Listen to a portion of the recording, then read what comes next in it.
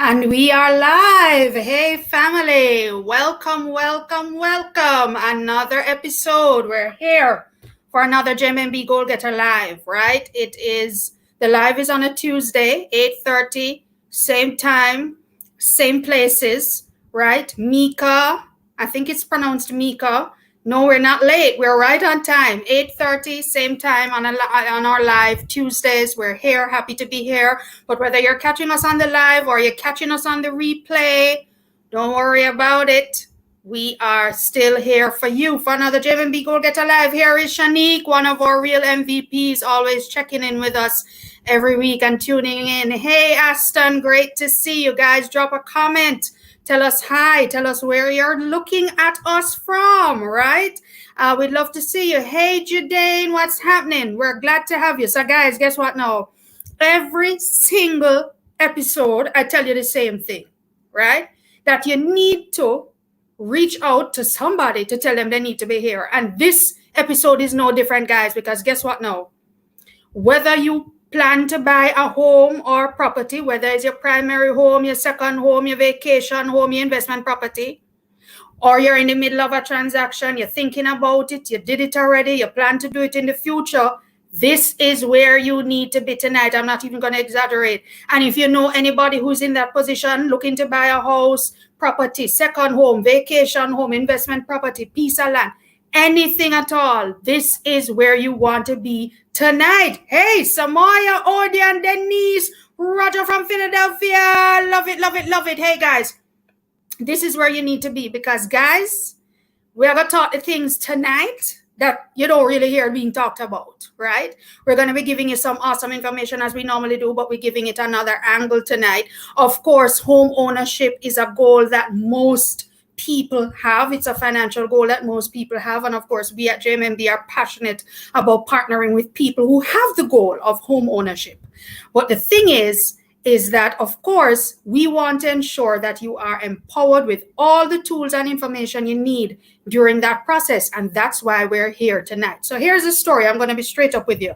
Hey, guys. Yes, guys. Drop a comment. Tell us hi. Tell us where you're watching us from. Raquel, Andrew, Satchmo, love to see you from Cayman. Love it, love it, love it. Hey, Farnia, thanks for tuning in. Yeah, man. So here is the story, guys. A few years ago, JMB had a series of live in-person events, when in-person with 300 people in a room was a thing. Remember those days, not too long ago. And they were called the JMB Goal Getter Live Series. And yeah, just like this. But instead of a webinar, we did them face-to-face. And we went to Montego Bay, we went to Ocho Rios, we were in Kingston. And we had a particular session in Ocho Rios specifically about home ownership and home acquisition, to be exact. And the feedback was off the chain because the conversations, again, like the one we're going to have tonight, was really about sensitizing our audience about the things that they need to know when they're looking to purchase a property, right? And it was just like totally shocking. It was awesome. And one of the main speakers was the gentleman we're going to have on board here tonight. And I'm just letting you all in, let's just be totally real. His name is Stuart Stimson. And for those of you who didn't pick it up already, he's my husband, right? And yes, he's an attorney at law. And he was the one that was one of the main presenters at that event.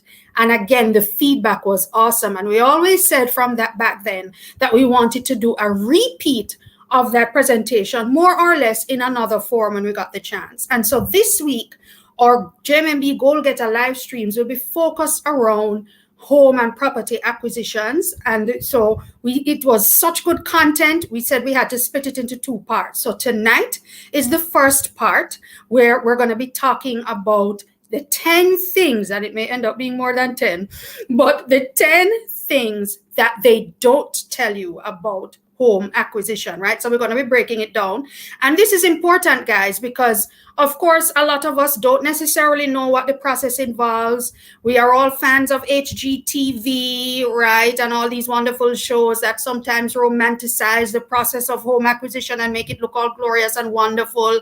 And the processes that exist in the United States or Canada or elsewhere, it's not the same process in Jamaica. And so a lot of us come in to the process of wanting to buy a home or property and get caught with our pants down, And so that's why we're having this conversation. So we invited Stuart to come back tonight to share with us nuggets from that presentation, and of course, anything else that he thought was valuable. Here we are a few years later.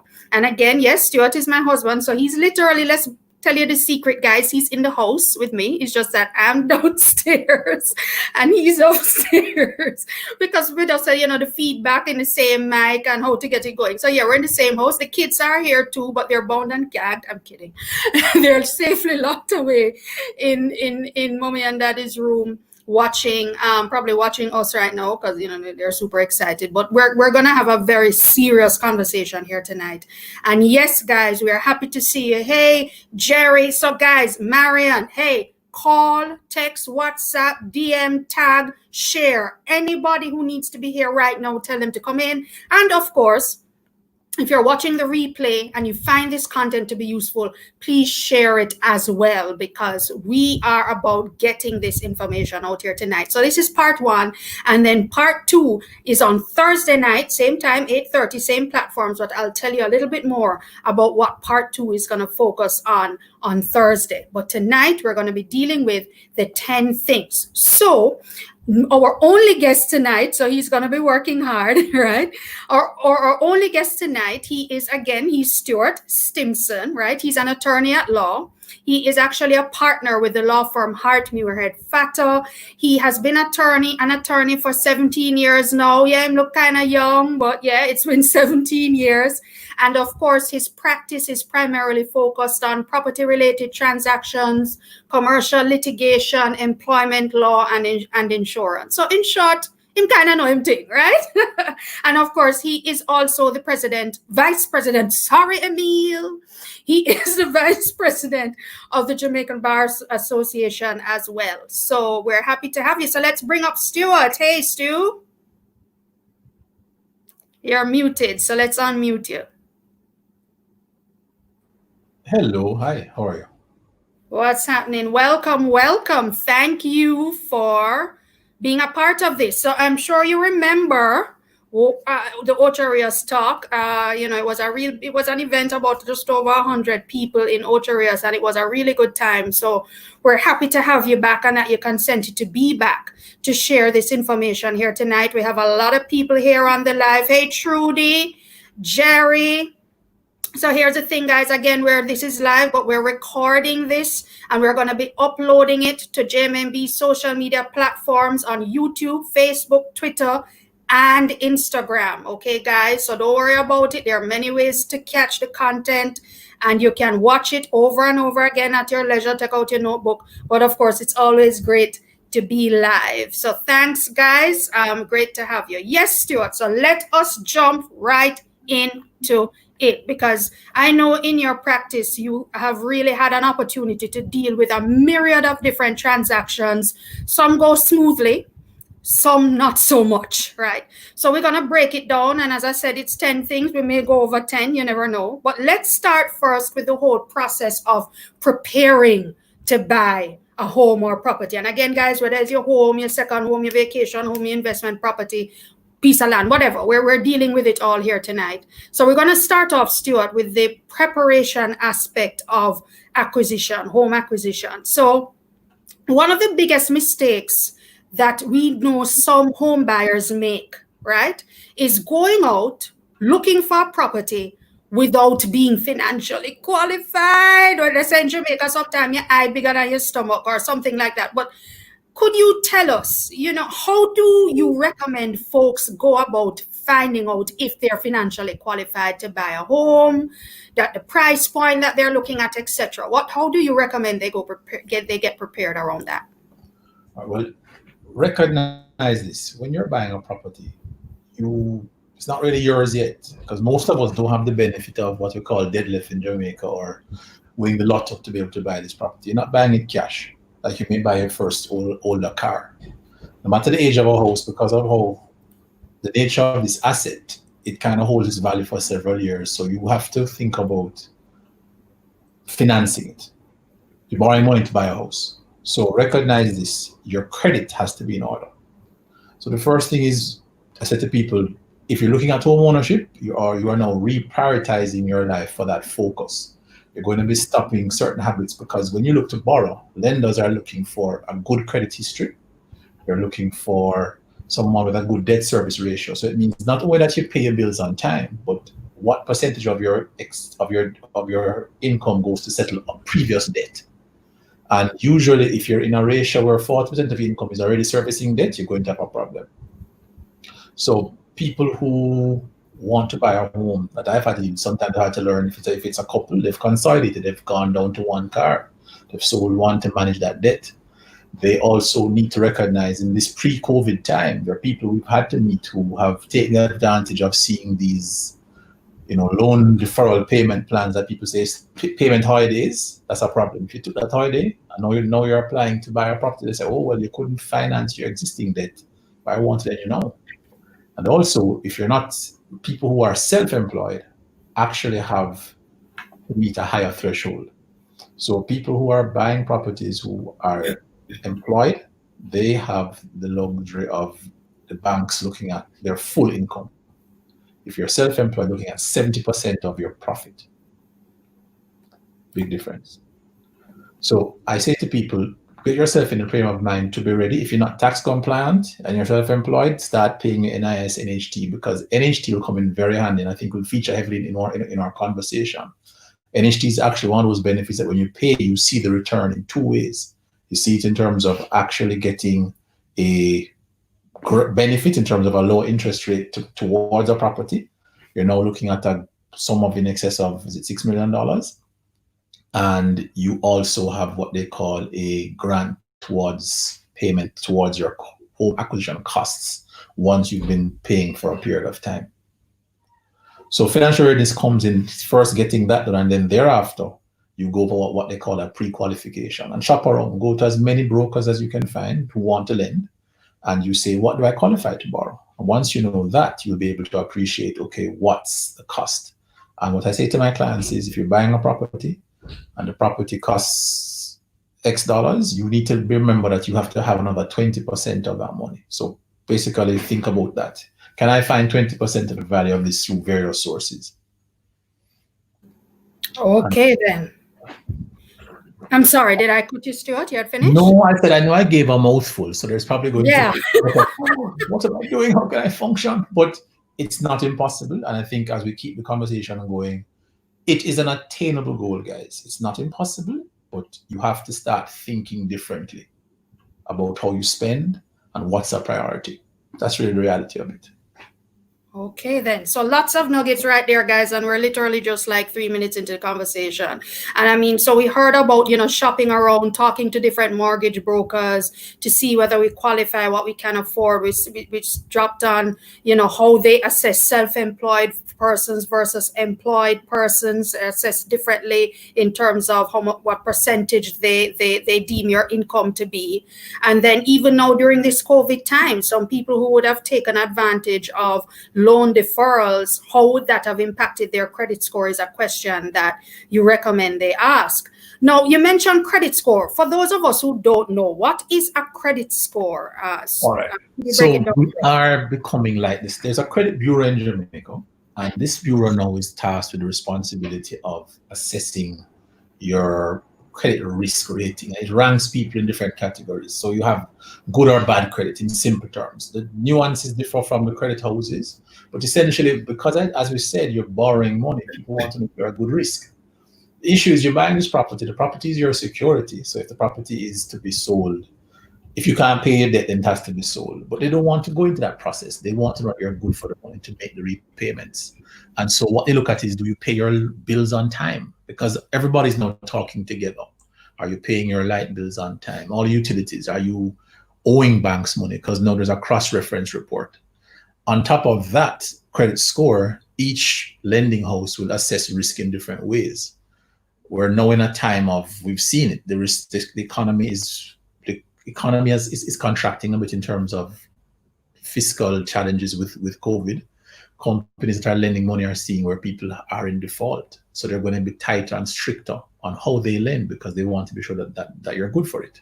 So that's why I said, for example, people who may have taken these COVID holidays thinking that they're going to save money, you're actually impacting your ability. You're making yourself not look as credit worthy. So it's something to think about.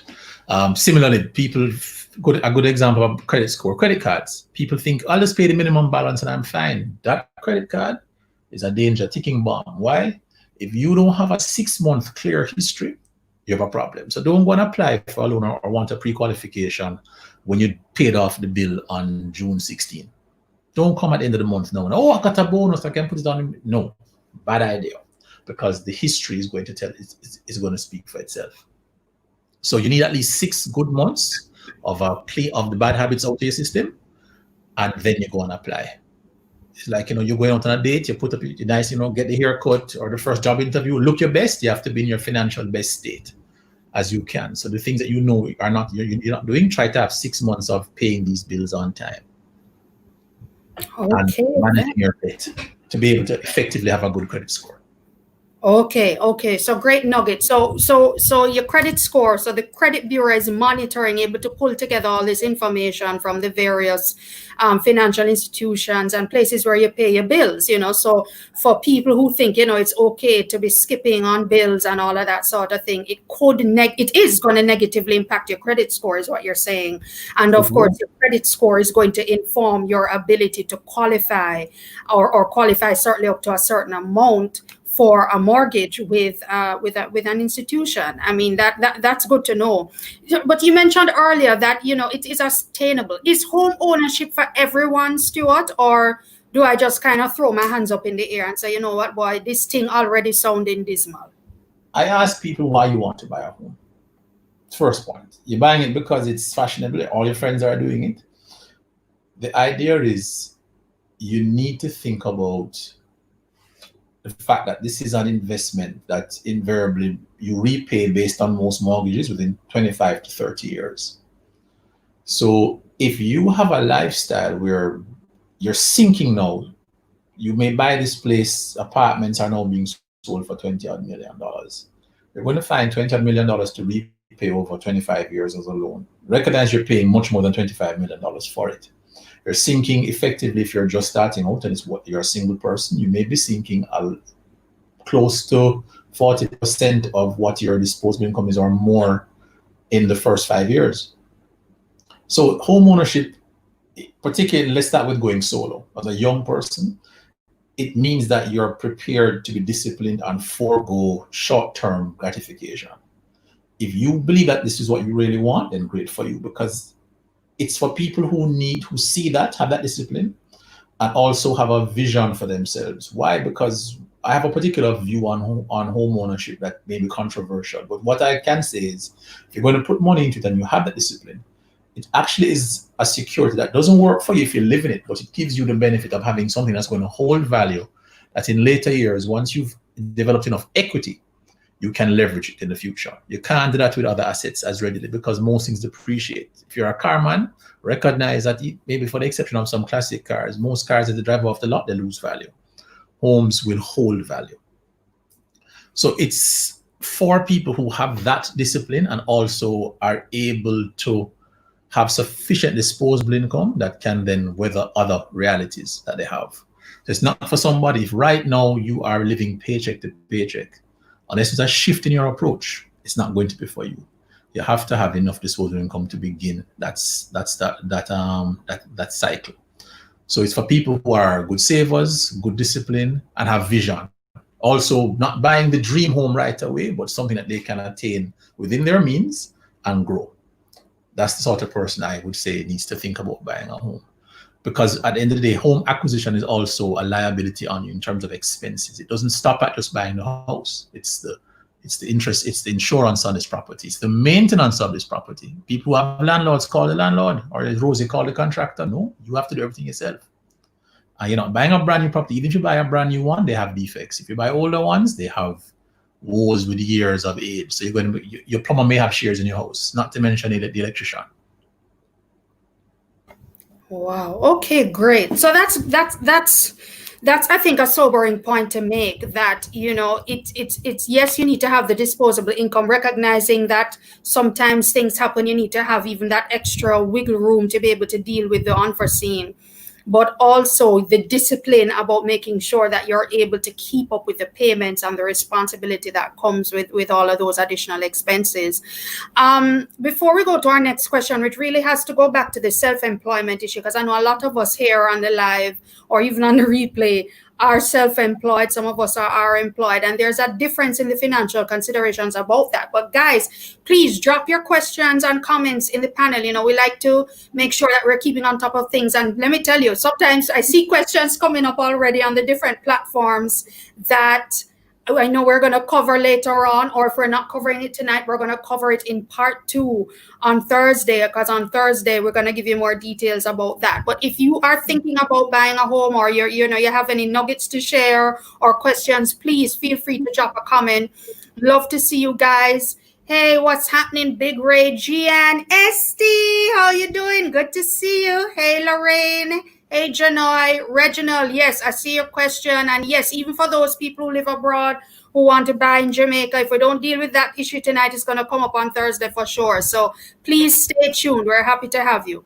Okay, Stuart. So the next point, you made a point earlier about different financial considerations in the home buying process for somebody who's employed versus self-employed. All right.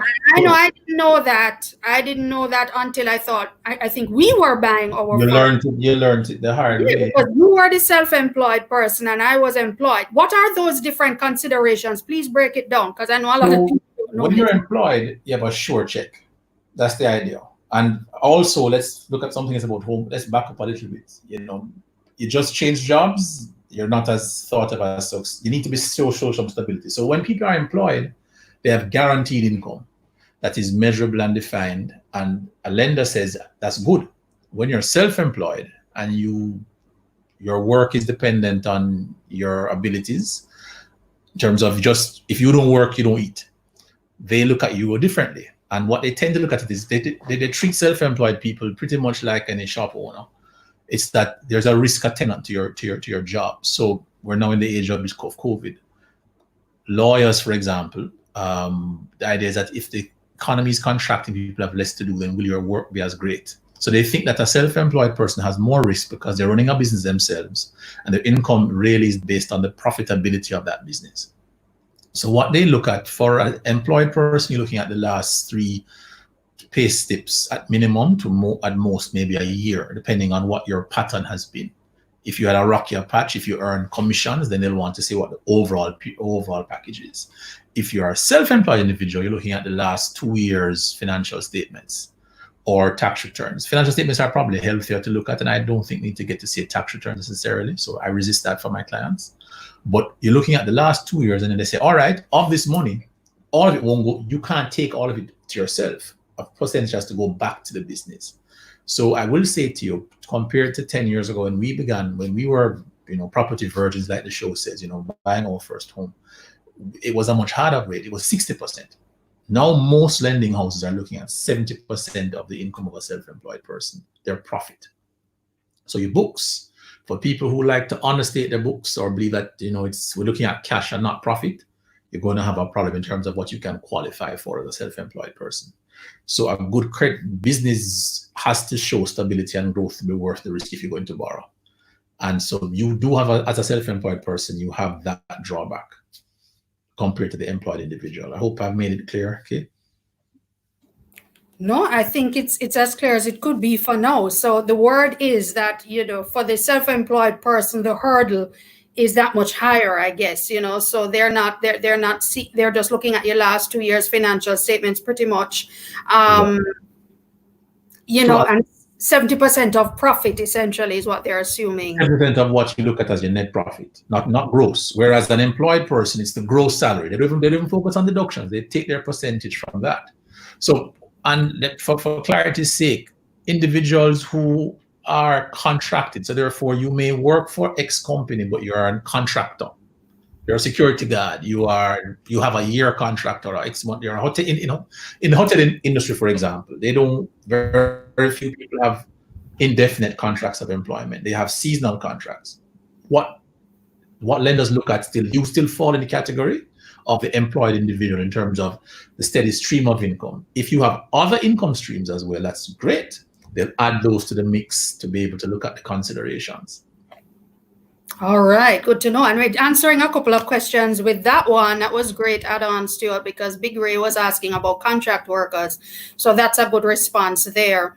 Now, the last question now, before we move into the actual looking for property, shopping around now, okay? And that's going to be an interesting one, guys. But let's just wrap up this first segment. What are the available financing options available, Stuart? You gave an example here when we were doing the setup in the pre-flow in the discussion about NHT benefits being limited to building loans in your name. I'm not even going to try and translate it, but you know what we're talking about. What are the available financing options that people can take advantage of as they're looking to acquire? All right, so you're buying a property. The great thing is, like I said, pay NHT. If you're going to avoid a tax, don't make it NHT. It actually it's the tax that gives you back, because there are two elements to NHT. Now we have for NHT the benefit of $6.5 million being given to individuals who qualify, and you're getting a rate of, I think it's 6 or 6.5%, compared to rates that are now trending up between 7 to 9.5%. So you can actually borrow $6.5 million at a much lower cost. So if you and somebody else are buying together, that's $30 million right there, which can actually buy. I have a client, a couple now. We're buying a townhouse that's qualifies, an older townhouse, but guess what? It'll be theirs, and they're going to fix it the way they like it, and they'll be comfortable. The NHT is one clear benefit. You have mortgage houses, as I said, banks, building societies. They are lending in the region of lows of 6.99 were happening, and they're changing because the BOJ rates are going up. So that's something to think about, guys. You're looking at between 7 to 9.5% to borrow money. So what you have to think about is those two elements. And there's one that people don't think about a lot. And it happens for a few people who can enjoy this benefit. Beyond that financing, there's also one other thing to finance if you're looking at a property, why it's possible. Depending on who is selling, there are people who can give you what they call a vendor's mortgage. So the seller can actually say, well, all right, you qualify. I'm selling this place for $20 million. You qualify for 16. You can pay back this $4 million over a period of time. And then the vendor gives you what they call a vendor's mortgage. So the vendor says, you'll pay this back to me over a period. They register this interest on the same property. They rank after the lending house giving you the other money. And you can finance in that way too. Now, not everybody's willing to do that, but there may be people who buy homes from family. I see quite a lot of those cases. Or buy homes from an estate. Someone has died and they're selling the property to pay. And people are willing to make those accommodations. Always ask. Always recognize that in the financial space for borrowing, people want to lend money. So if you have a good history, shop around, look at the best rates. I think the question you're focusing on here, Karen, is how do we look at what opportunities are available? Well, if I segue a little bit in the opportunity space, I also want people to think about something else. Don't always look at this, if you pardon the pun, size matters, and it's sometimes hidden. The interest rates may seem low, but certain lower rates have much higher commitment fees. So typically, guys, when you're looking at standard mortgages across the board at the usual rates, you find your fees are going to be about 6% of the value of the property. Yeah, 6%. That's why I'll explain that 20% a little later as we go on. But some loans, there are some houses, and I won't name any names here for the sake of the fact that JMB does provide this, and I have clients everywhere. You need to ask for what are all my commitment fees going to be, because there are some houses today that are offering a much lower rate in one instance, but the percentage of the fee is almost 3% of the value. So your commitment fees, for the sake of a percentage point over the 30 years, you could be spending another 3%. You could be having your costs go up by 3% more. That doesn't make sense to me. So I always ask you to get the full breakdown. Ask them for a full cost breakdown of what this loan is going to cost to be serviced, what it requires. So financing, and I tell people all the time, if there's anybody, it's not a time to be shameful. If you have family or people who want to help you, I'm buying a house, I need a little soft loan, I need help. There are people who will gift you. You know, we were, when we bought our home, I'll share openly, we were the beneficiaries of gifts from family members or near family, or who were better than family. And it served us well. In those days, it was a much harder goal because you had to find 25% of the value of your property if you're going to buy it. Now, with the adjustments in taxes, it's a lot easier.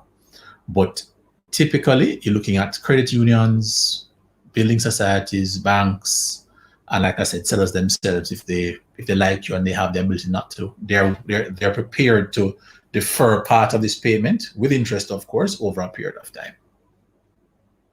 All right, good stuff. Quick question from Precious. With the vendor's mortgage, does the seller keep their name on the title? So what happens there is the property is transferred to John. So Carrie Ann sells the property to John and feels sorry for John. He's a trying young man. She says, you know, guess what? I'm going to get $20 million or 16. Let's go back to my example. I'm going to get $16 million up front. I can afford to get this $4 million over 6 years or 5 years, because I'm going to charge him an interest rate of 8%. And it works for me because at least I know on top of the lump sum, I'm going to get some money over time. It's attractive to me. In that case, Carrie Ann now transfers, the title will read transfer number so-and-so to John, it having been sold from Carrie Ann. And after JMB's mortgage is listed for $16 million, you'll see Carrie Ann's mortgage listed for $4 million. So Carrie Ann now becomes, your name is there, but Carrie Ann actually has her interest secured by this mortgage. In some other deals that are less formal, you'll pay, they'll keep you in the property, and then you pay over time when you finish the transfer. You don't do that though. That's if you go to a lawyer, that won't happen. Your name will be on the title, because the only way you can get the money from the lending house is if your name is on the title, because that's how they're going to get their money. Because if you don't pay your debt, they're going to take the house from you. They're going to sell it under what they call their powers of sale. They have to rank above the seller, so they will come first. They get paid, then the other guy gets paid.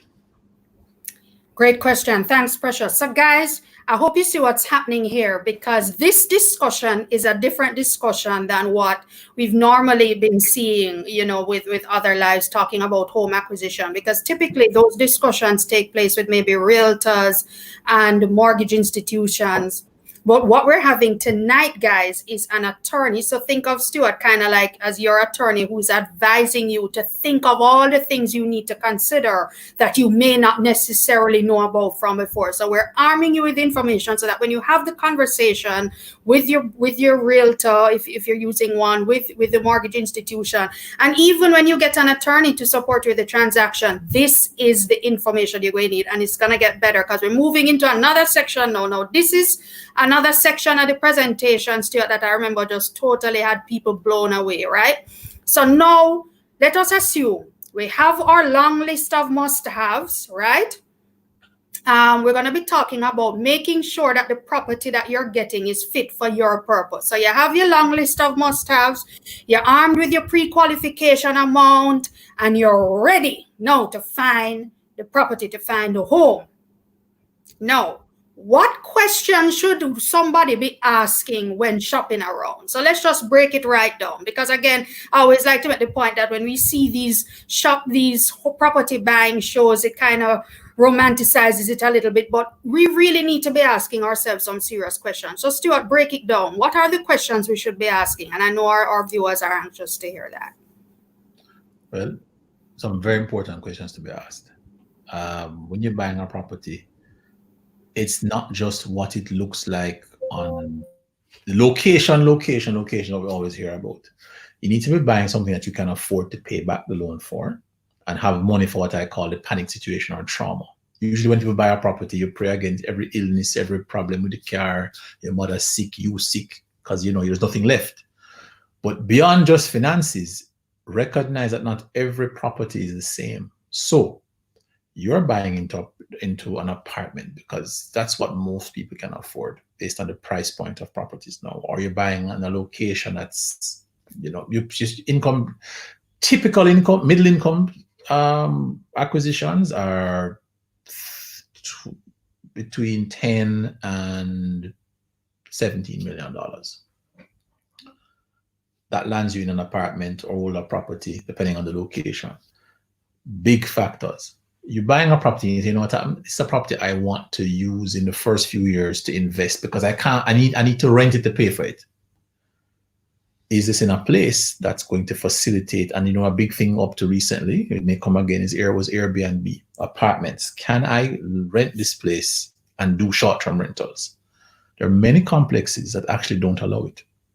The bylaws specifically forbid that. So are you buying into a place where you can do what you are able to do? Am I buying into a property that is full of tenants and not many owners? When you're now shifting from tenant to owner of property, it's a very different landscape, because what you want is your property to be maintained at a particular standard. And for many of us who have rented, we have landlords who primarily their focus in life is to collect rent, not to improve the properties. They just raise rent every year by 7.5% or more if they can. They don't improve the property. So when a property is not lived in by owners, you find that those communities tend to have a challenge with being maintained as well. So that may not be the one for you. Also, a property, like I said before, I have a view of how properties work. When you make this kind of investment, it has to be one where when you're buying this place, if you need to sell it, you can. And you are able to gain as much equity as possible. Because guess what? If you're buying something, you really are. I know people love 100% financing, 95% financing. Recognize that's only 5% equity. So in 5 years, when you're paying back interest first and principal second, your equity hasn't grown very much. So don't run the risk of buying a place where after 5 years, if things change and you want to look at something else, your reality is now different. When you sell this place, what will be left for you to actually gain? Also, big point. So if you're buying, like I said, for purposes to invest, recognize, does this place allow me to do that? Do I have any restrictions on what I can do in how I operate? Am I buying into a community or a place where I'm going to have the risk of being the nicest house on the block? Because if you're a nice house on the block that's kept well, everything is in order, but the typical example, the strata doesn't run well. So it's a free for all. Your property value, as nice as your unit is, it's going to fetch less money if you need to rent it or sell it in the future. So you need to look at your comparables. Based on the money I have, what's the value? And some people scoff, they want to live in Kingston. And that's why Kingston prices are so prohibitive, because it's the corporate area, it's central. But when you're starting out, you may get more bang for your buck outside of Kingston. You get more house. And it's something people have learned in other territories just as well.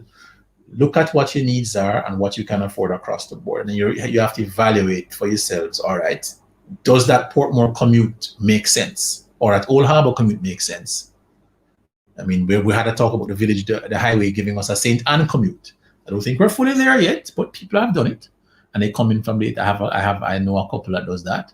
But recognize that when you are buying, you have to be able to make sure it's fit for the purpose of what you need.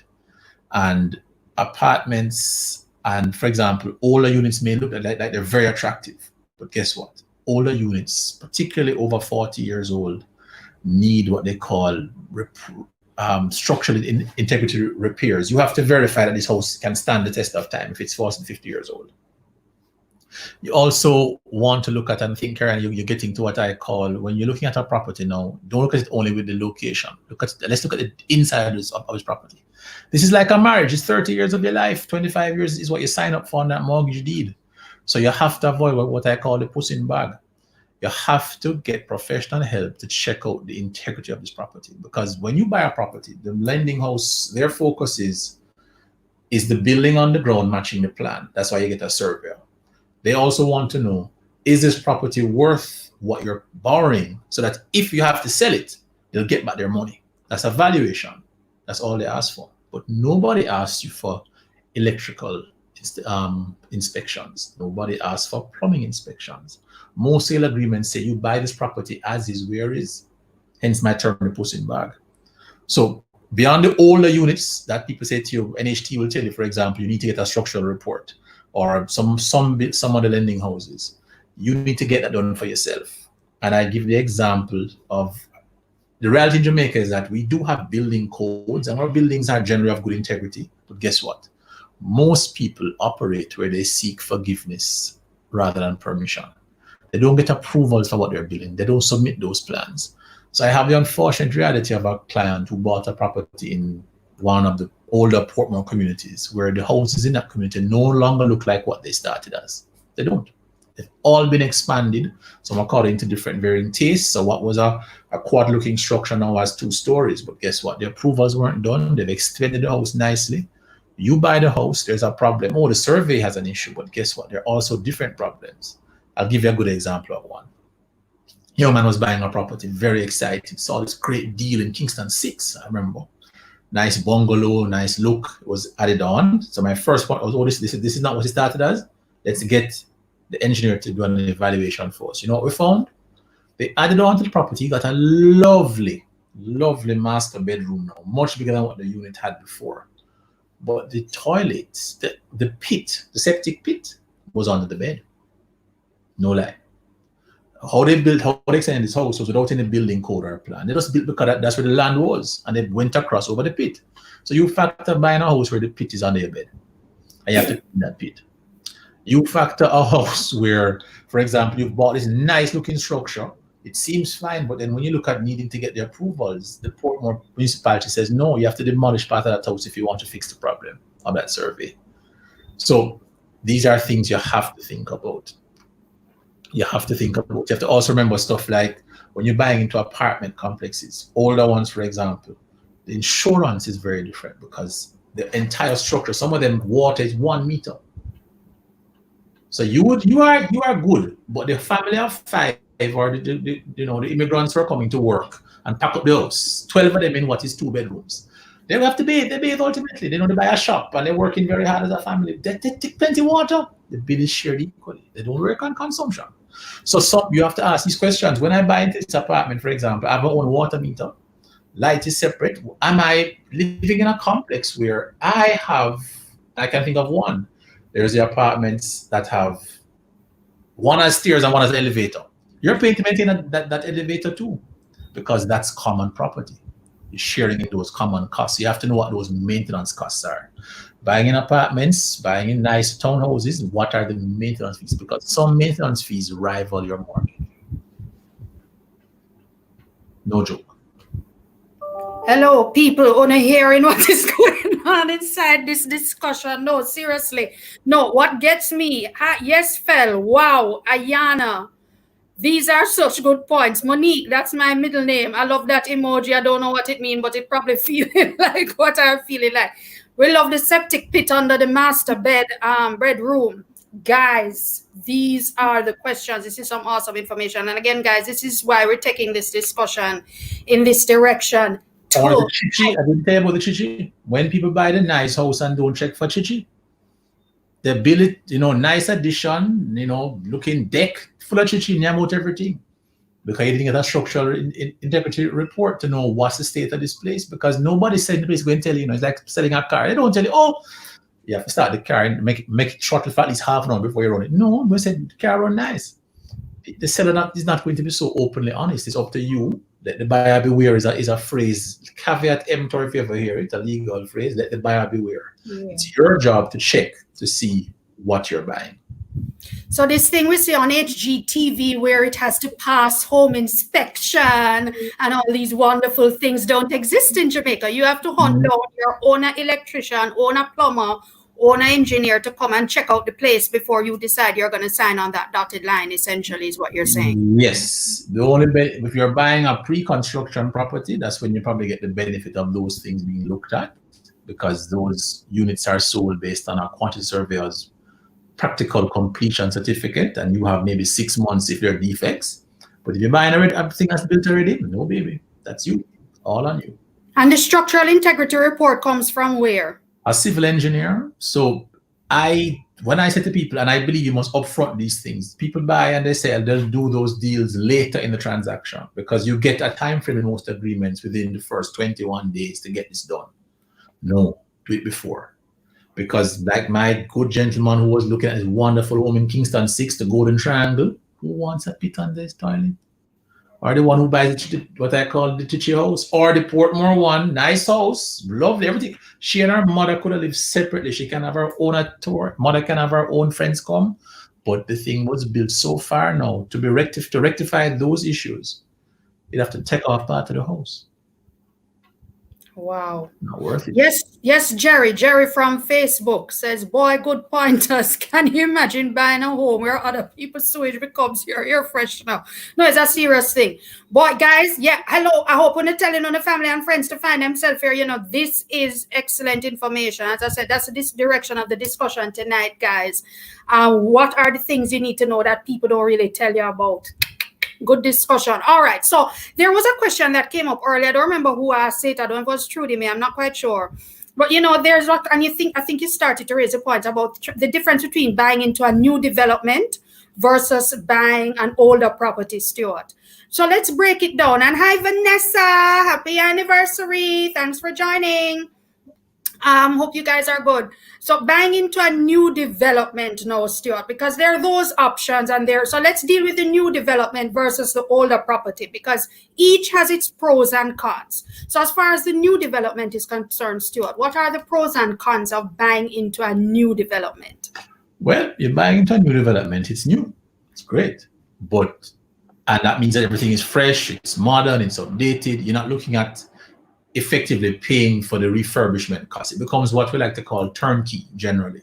You're getting what you want. And if you're buying in early, you have the benefit of maybe making the developer put in things you like to your specifications. Now, that's wonderful. The drawback to new developments, though, is that it's not tested. And not every development is equal. So some developers are more shoddy, and people have problems. There are people who buy into this nice place and within a year, all the tiles lift up because the tiles were poorly installed. No thin set or growth, just barely anything to secure them. You don't know in the first 6 months. It's after the fact when your defects liability period has ended. Also, you're buying into a new development. There's a recent decision that came out where, again, my concept about forgiveness and permission. There are apartment complexes don't require subdivision approval, okay? Because they're stratas, but they have other issues. Every covenant, every property, most apartments don't start off. There were lots, empty lots, some of them would have been houses, for example. People have bought, knocked down the houses, and they've built up apartments. Here's our big problem. You may have the KSAMC, as they now are called, the Kingston St. Andrew Municipal Council, has approved the developer's building plans. And when it's being sold, they show you the plans. They say, see, approval from the KSAC and NEPA, depending on the size of the unit. If it's over 9 units, NEPA's approval is going to be required. But guess what they don't tell you? That it's subject to modification of the covenants on the title. Because this property, let's give you some good examples. Paddington. Everybody knows Paddington Terrace? So Paddington Terrace was essentially nice single-family dwelling homes. And over time, people changed these into single-family homes. Those lots now took up townhouses, and some took on apartments. All these titles have a covenant that says it's for a single-family dwelling home. To modify this covenant, you have to go to court to get the modification done. A lot of developers, and historically before I began to practice, or even the last 20, 30 years, they seek forgiveness rather than permission. They build and then they apply to modify.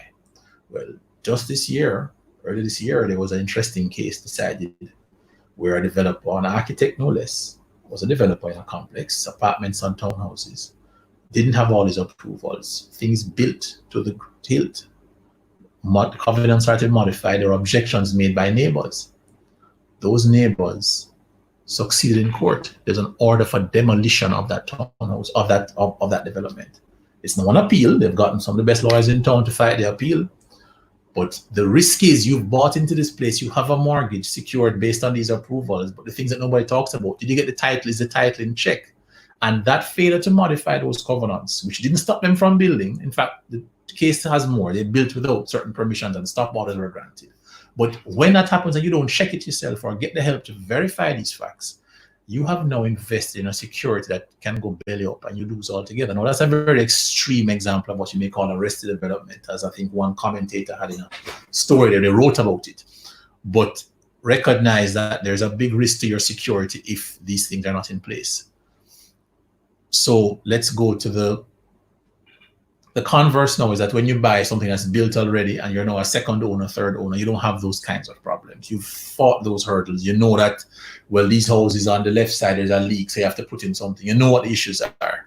And usually what it means is that older properties have the benefit of usually having, you have less equity to find up front, because when you're buying a property that is new, most individuals you're buying and paying over time. So some people, when you get a mortgage, you may have to find more upfront than somebody who's buying an already built structure. Another con to the, and I'm sorry if I sound garbled, another con to the new developments is what they call the escalation fees. The developer is billing to make a profit. He's hedging his bets against cost of material going up, the dollar devaluing. So they have an escalation clause. If you don't check that escalation clause, you may have hung your hat where you can't reach it. And that's a big problem.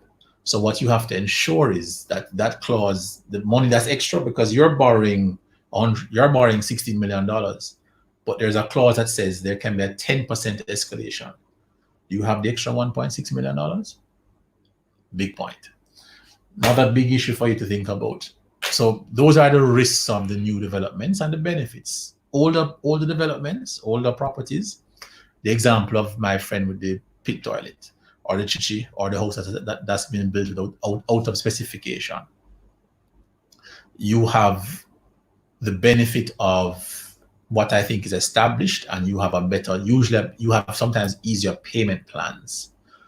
So it really depends on what you can afford, and when you've done your due diligence to check out these issues. So don't stop at the nice ad that says, building approvals granted. Sometimes it says nothing like that. Verify the history of this developer. Is there a good reputation for the developer? And not just the approvals, but does the title allow them to do what they're doing, and have they gotten the modifications done? And until it's done, guys, there's still a risk. I'm doing a case now where somebody was at the final hurdle to do this, and neighbors realized, wait, they didn't realize that they hadn't gotten notice of it. We filed an objection 3 days before the final hearing was to be granted, and now we have a hearing going on in January of next year. You heard me right. To challenge whether the covenant should be modified. So if you were invested in something like that, your chance of completing, you've sunken some money in, and based on how these agreements are drafted, your money is tied up until this is done. Very important for you to consider. So great, nice and new, but may cost you some more, and these uncertain risks. Greater risk, greater reward, but you must know your risk tolerance and get the information so that you end up being advised properly, so that you make sound decisions. Thank you for that. Thank you for that, Stuart. Feel free to take a sip, because I know you've been talking quite a bit. Wow. Just final point about the new development, then we go into pros and cons of the older properties. And we know that some of these new properties are quoted in US dollars. And I know I don't earn US dollars, so I'm just saying. But, they're quoted in US dollars. Is there any way that those of us who want to buy into those new developments can protect ourselves from inflation and rising escalation costs? I mean, how do we deal with that? That happens when you're getting a good negotiating your agreement well and getting professional help. And I would say, shameless plug, get a lawyer. Get a lawyer with a reputation for this kind of work, that you know that they're going to negotiate this deal for you as best as possible, because everybody's selling. Ask for as much as they want. Your job is in negotiation to see how much you can cut back. So a big secret that people don't think about is when you quote US dollars, and I know I'm not earning that, here are two big problems. Escalation fees that they want to then add escalation clause to US dollar transactions. Tell them, no, sir, not you, baby. Your baby. They say, Tom drunk, but Tom no fool. You can't afford that, because the US dollar index is hedging against inflation and escalations, because they're buying the commodities locally generally. So you tell them, if I'm paying US, no escalation. And 9 times out of 10, I've gotten what I want.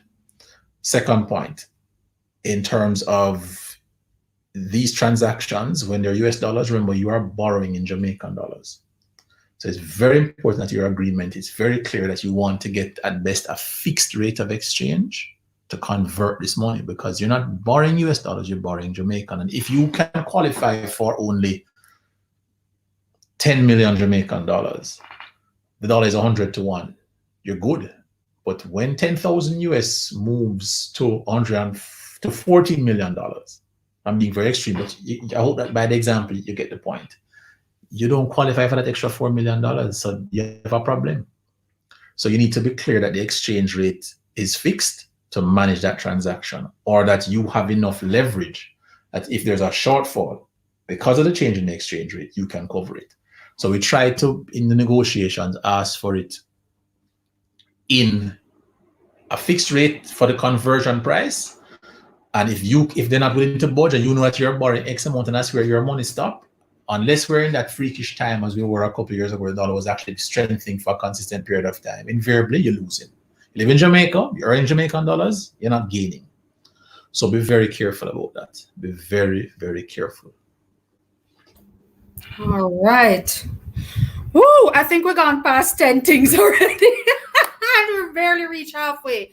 But this is great information, guys. Thank you to everybody who is joining. Yes, Big Ray, we're glad you're learning something new every week. Again, guys, that's why we're doing this, to give you the information that you need, right? Because all of us got this goal about acquiring a home or property, whatever it is. But at the end of the day, this is why we're here. This is why we do what we do. So we just spoke about new developments. Quick question, Stuart. Is there anywhere that buyers can look to kind of see maybe, if everything with this developer is up to code? Yes. The real estate board has approved developments and approved developers. You can check the real estate board and, let me be fair. So you have realtors and you have realtors. So there are some people who sell houses and they sell it on how they're great salespeople, but not everybody knows about the industry as well. So don't just stick to what a realtor tells you. Get the information, particularly in that setup, from what's the reputation for this person. So you check, is this an approved development? Because what the law protects you with is if you buy into a pre-construction agreement, that means you're buying while it's being built, right? So you tend to have two agreements, one for the property and one for the construction. When you're buying into those sort of arrangements, those are what they call prepayment contracts because you're paying ahead of time. They have to be registered with the real estate board. They should be. And you actually get protected. The law now stands where you rank as high as the person who's lending the developer money. But if it's not an approved development, so anything new, real estate board is able to guide you and confirm who they are. So they have a list of approved developers and what developments are approved. Lending houses, for example, if you see it's being financed by a particular, so some developers proudly put up financed by JMB. I'll use you because it's your show. You can say, well, all right, JMB is doing this at Bank of JMB. All right, how does that work? But you need to realize that even JMB may be duped by a developer. Don't get comfortable because of the name you see beside it. Also look at where is the development registered and am I secure in that way? Another point I didn't think about saying, which is important too, is that when you're buying these things, you don't realize you're not just paying the purchase price. You're also hedging against them wanting to create this community. So you have to find upfront money, like 3 months maintenance sometimes, to put in the back. And not to mention, when we discuss later now, the fees that are broken down for those hidden costs, why I tell you, looking at 25% of your money. So think about those things as well. Very, very important. You're muted. Carrie-Ann is muted. Muted because I'm in shock. Thank you for that. So I'll just be clear, guys. When Stuart and I, when we were buying our property, as you can tell, he handled everything. So really, I'm actually really learning a lot from this this discussion tonight, and I know you guys are as well. Hi, guys. And again, it's a 2-part discussion. We're going to continue on Thursday. I see Howard Johnson Jr. in the house. We're going to call your name a little bit later. Learn in a minute why that name is important. But okay, so Stuart, so we spoke about new developments, all the older properties now, because let's just keep it real. Not all of us can buy into a new development with all of the requirements. What are the pros and cons of the older properties? And I know you already mentioned, the fact that the chichi and all of these things that come with them sometimes. Where does inspection and all of that come in? Just break it down for us. All right. So with the older units, what you have the drawback of is that Jamaicans, when we live in when we go abroad, we believe that the house, if they say off white and square grill shape, we do that. But in Jamaica now we make grill shape like that because we like diamond, and that's not what it's allowed. So you come into the complex, there's a variety based on taste. So lack of standardization means that the development is going to be less attractive and may lose some of its value. So with all the developments, you have the issue of individuals deviating sometimes. And whereas strata laws manage apartment complexes or those stratas that have apartments and townhouses, so the townhouses are governed, we're yet to have, there's been debate or talk about a gated communities act where, gated communities or have governance. There's no controls for them. Just what I like to call moral suasion. Very few townhouse developments have covenants and attachments that help to manage certain things like how you look at your exterior. The other point is that you also run the risk of properties where in that variation, people have done things that have the structural challenges. So that's why the big checks, the plumbing, the electrical, the structural reports, the integrity are important because people have built homes, improved development. So look at complexes between the ones in Portmore, Mona.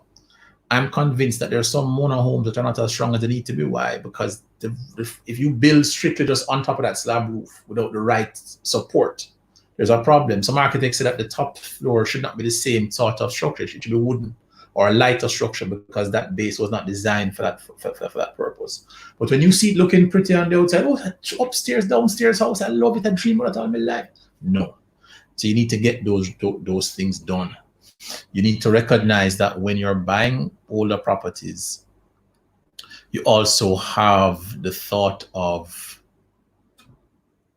what am I buying into in terms of what is protected and not protected? Because you buy into this place and you believe in rules and your neighbors don't, you now have the nicest house in a place that nobody wants to live. I always say to people all the time in a newer development, in older developments, because also the factors I mentioned earlier of the different realities of how it works. People who bought, but it's been years, and they're now what I call house poor. They have a house, but they have no other cash, so they can't maintain it. You need to drive into your community, pass it late at night, see what it looks like. It's like you're checking out a girl. Yes, Karen, in Zambia. Do I from Persia? They said is yes. You check her out. You have to see the whole story, how she look, how she stay. You're going to set up the property in that way. You're going to have to go and see what the community looks like day and night. Do I want to live in a place where people come out and have certain kind of activity that I am not accustomed to? I'll not forget the shock and horror that so I'll give you the story. So when we got married, we lived in this apartment. So that's what we could afford. It was $40,000 a month. That was in 2006. Still, we said, we wanted to be able to buy a property. So we said, we want to rent something we can afford the way. The shock and awe of my mother coming to see that in this apartment, there was a lady sitting on the steps combing somebody's hair. What kind of place have you gone to live? And the stairs don't have no light because it broke out. But guess what? We were going to a place. Yes, you have to start the house. You have to go and see because maybe you can't manage that. If you were my mother, you could live with that.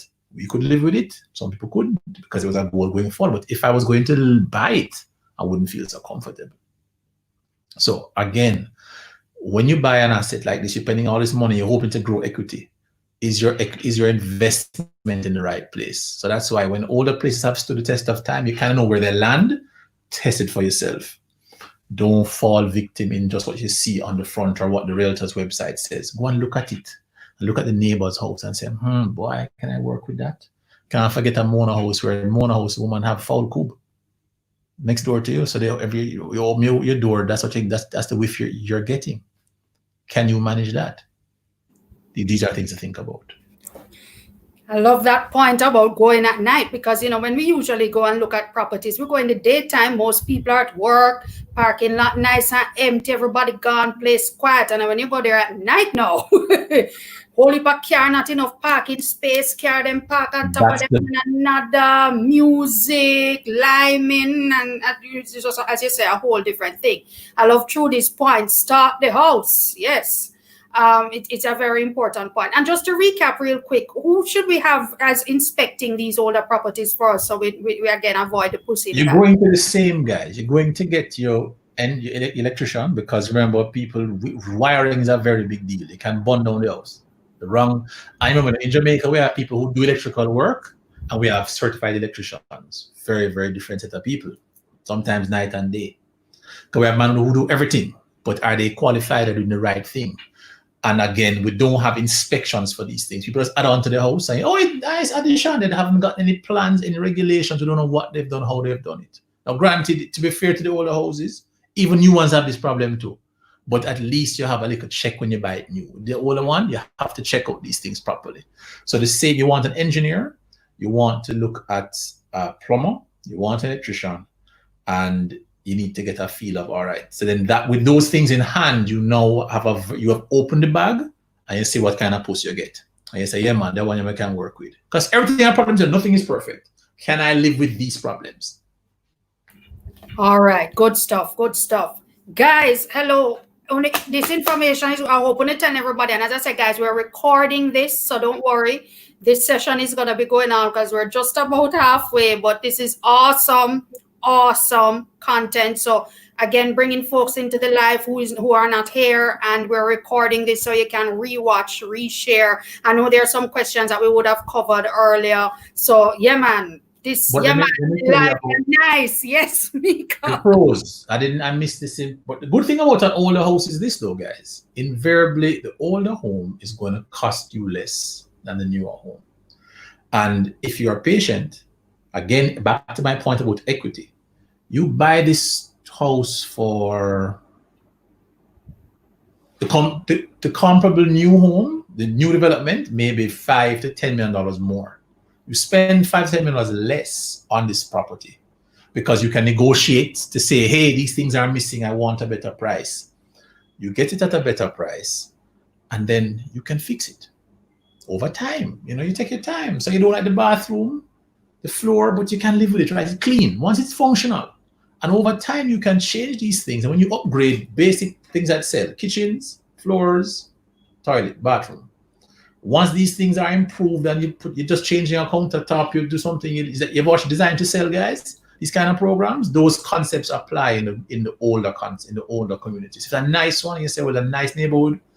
I see children playing. I have children. I want that. If I don't like children, I say older young professionals. It's the kind of place you figure is attractive. Why? Because I could rent this place and get good income.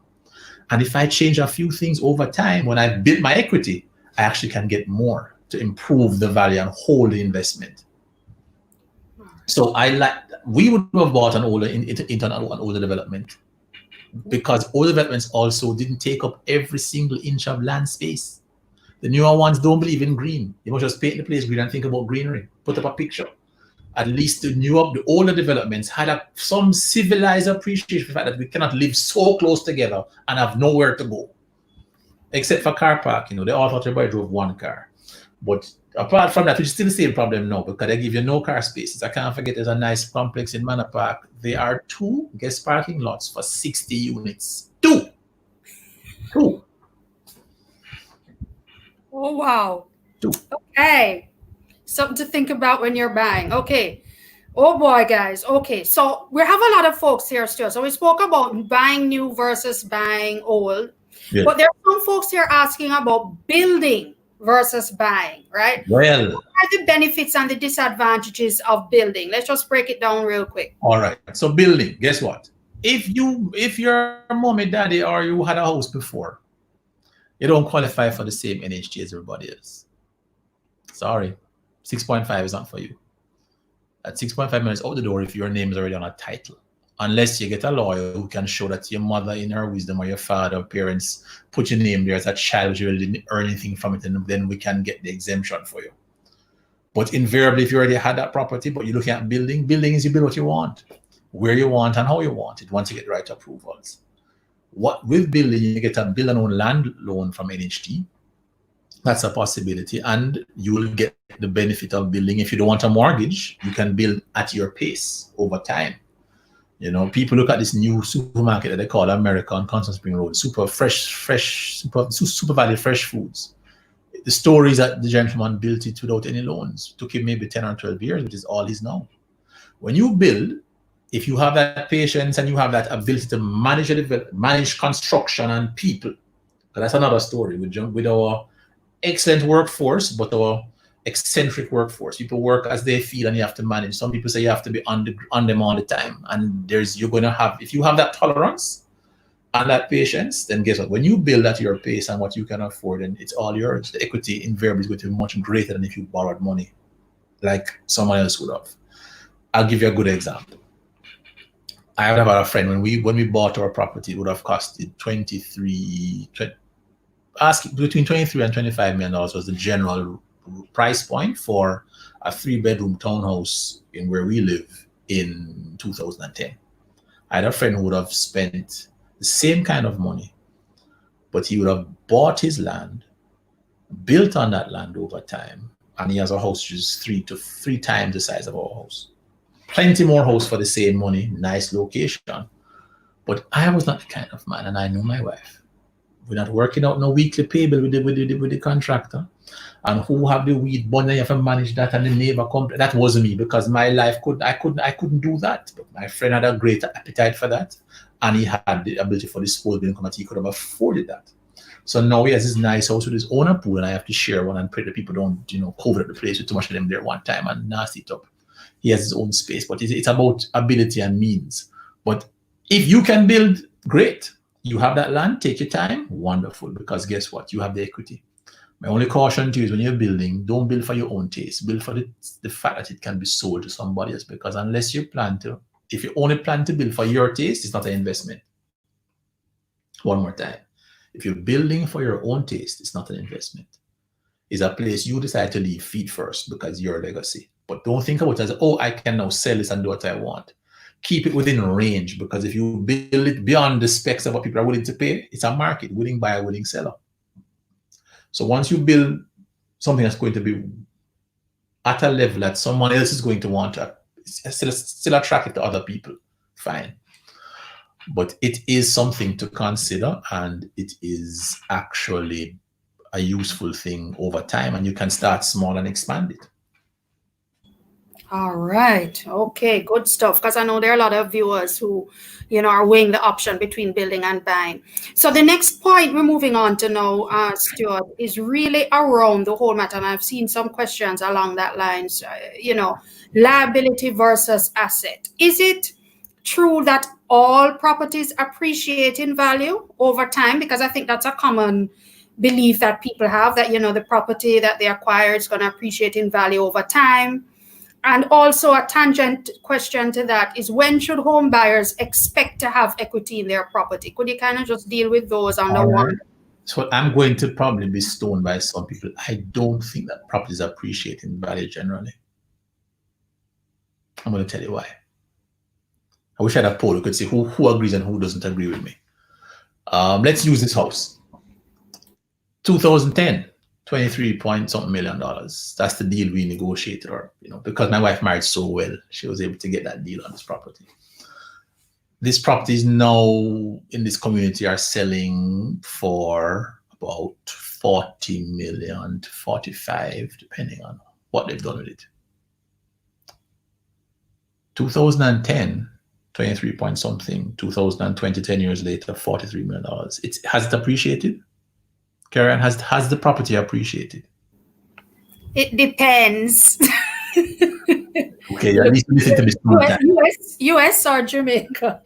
It's all Jamaican, but you know that $23 million in 2010, if you factor inflation, in today's money, it's the same. $40 million now is equivalent to $23 million then. And I can prove it based on the consumer price index. If you update factoring inflation, if that money is updated to today's money, that's the value. And here's another interesting one. Turn back in US. Look at the rate of exchange in 2010 versus the rate of exchange now. In US dollar terms, it's pretty much the same. So that's the big myth. But it's not a bad thing to do, because guess what? It's holding a value. we would have borrowed this money, and if you paid it off well, then you've gotten the benefit of something that at least holds that same value. If your money stayed in the bank, interest would never have grown to keep it updated. You with me? So holding value is not the same as appreciating. Because unless it's earning you income, it's not appreciating. And remember that on top of buying it, you're paying back interest and you have to maintain it. Those maintenance costs are outlays that are going to set back the value. Because in terms of what your investment is, you have to spend to maintain. It doesn't earn. You don't get a dollar of rental from it. So everything is an expense coming across the board. So when you maintain, when you have those other costs, that's the problem. Now, can you get equity quickly? Yes, you get equity quickly if you read the fine print. Fine print. In your loan, there's this thing called a prepayment, but they don't talk about it. It's a big secret. Mortgage companies allow you after the first year, usually on the anniversary thereafter, or some allow you within 3 times a year after that first year to pay strictly to your principal. Yes. So that nice trip to foreign, the new clothes, what we are in, the latest who likes video games, and PS3, PS, where we reach now, 7. Defer some of those things and make some lump sum payments to your principal. Number one. That means you're going to lower. You have a 25-year or 30-year mortgage, depending on the age you are. You need to pay down on that principal and keep the same monthly payment. After you made the prepayment, don't change your monthly payment. Keep it. Because if you could manage it, keep going. Because at least what you have the benefit of there is you're going towards principal. So let's give you a good example again. So back in our time, as my children say, in the 90s, children who were born in the 70s who thought you're buying a property in these later years. If you're smart enough, there are people I know who would have borrowed $20 million. And within 10 years, they were able to pay off their major part of their loan, leaving maybe the NHT loan, which is a low interest rate. Why? Aggressively making prepayments to principal, so that when they're reworking it, your term becomes shorter and your payment amounts are the same. And that's great because what? In times of feast, when you can't do that, then you're able to shorten the time. And if, for example, something were to happen, you can always say, I want to readjust it. Yeah. If you paid only the minimum, it's no different from a credit card. The interest will catch up on you. It compounds and you pay interest first, not principal. The majority of your debt services, any loan, car loan, same thing. Look at your loan amortization schedule, guys, and you'll see the point I'm making. Ask them about it. At the end of the day, the other big point is you can also take advantage of when interest rates because in the 25 years it will happen, just like with stocks that go up and down, interest rates go up and down. In 2010, interest rates were 11.5 and 12%. Look where they are today. If you have a property and you realize that I had my mortgage loan at 12%, you can go to your mortgage company and all of them are here. You can say, hey, guess what? I can go to X company now because you're earning more money. You qualify for more. I want to refinance my mortgage. 9 times out of 10, you go to your company and say, I'm leaving, honey. Wait, we can do something for you. And they lower that rate. Interest rates on your mortgage deeds are going to be variable because they have to have the flexibility of lowering or not. Take advantage, negotiate, shop around, say, what would you give me, JMB, if I'm now at X company? JMB has a nicer rate. Sometimes you just use JMB, You say to them, JMB offer me this. What are you willing to do? They'll match you. It saves you some money because you'd have to stamp on your mortgage deed. But it's something to think about. You have to ask some of those questions. So ask about things like, what are your lump sum payments? Do I get 2? Do I get 1? Do I get 3? Look at those factors, because the aim to make it work for you, you must have equity. So paying interest, that's not getting equity. All you're going to have is maintaining some comfort and security in saying, yeah, man, in my yard this, but it's not yours, it's the bank's until you've paid it off. Very, very important. Okay, then, guys. So we're gonna be here for a little while longer because go if you need to go to the party or you need to get a drink, get a glass of wine, get a cup of coffee because this is awesome information right here.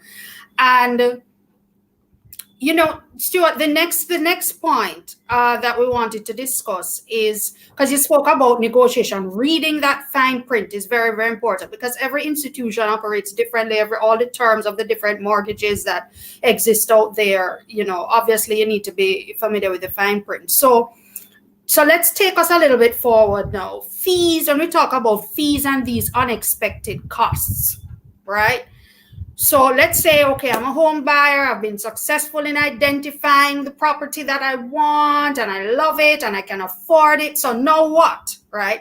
How should I as a buyer be negotiating with the seller and the mortgage institution, or should I just kind of just accept the selling price? What are some of the negotiation tips that you have for us? And then secondly, what are the additional costs that I can expect outside of the down payment and the closing costs that I can expect? All right. Well, we've been talking about some of them already, but since we're now focusing our minds, and I may speak quickly sometimes, you need to recognize that it's a market. Some say no, we're in a seller's market because there's more houses for sale, and that's why the prices are where they are. That's why they can be as high. What goes up, I believe, will come down. But it's a seller's market, so therefore you may say your leverage is not as great, but I think differently. There are many options out there. Good strategy that I find is important. Say to people all the time, look at the units that aren't selling. People have dropped the price soon. First point, how long has it been on the market? You have the ability to go say, well, all right, I am sure, here's my pre-approval for X money. I'm giving you X. They may want X plus 500,000 or X plus 2 million more. Recognize if you have all those things I spoke to you earlier about, you're an attractive purchase and you can offer them a sale to close in a short period of time, you're great. There is the power to negotiate because as much as they are willing to, they have the leverage of what prices are. There are enough options out there for you that you don't have to you're not stuck at the first one. You have options. 2, you can negotiate by looking at the sales history. So the National Land Agency has a website. And on that website now, nla.gov.jm, you can log on and you can actually see what units have sold for in a particular community. I think it's a paid service. Well, I don't pay for it now, but that's because of my office and how we work. But you do have that service available to you. And if you can look at valuations, because usually you go on websites, you go on the listing, all the realtors, they're on the MLS system. So it's a standardized platform across the board. And realtors can give you a guide as to what properties are selling for. And that's a great ability for you to realize, okay, what's it really worth? They're asking this, but these are the prices. So you look at what's on the offer in the same area. And you say, well, no, they're asking this. So these have been the prices. I'm going to go with that. And I find that you also look at take advantage. This may sound very bad, but someone's misfortune is your opportunity. The people who are getting divorced and need to sell, or they're having financial problems and they can't make it, they're going to be more desperate to get that money. So if you sense there's an opportunity there for you to take advantage of someone's, not that you're taking advantage of them, but you're capitalizing on the fact that this person may be more anxious to negotiate in better terms, right? You have to then recognize that if you have more money up front, it's also attractive to people, So the idea is that somebody may have a property for sale and they want to sell it with the fixtures, the furniture, but they want to charge you separate. You say, no, I'm going to give you X money for everything that's in here because, you wanted these things. Great.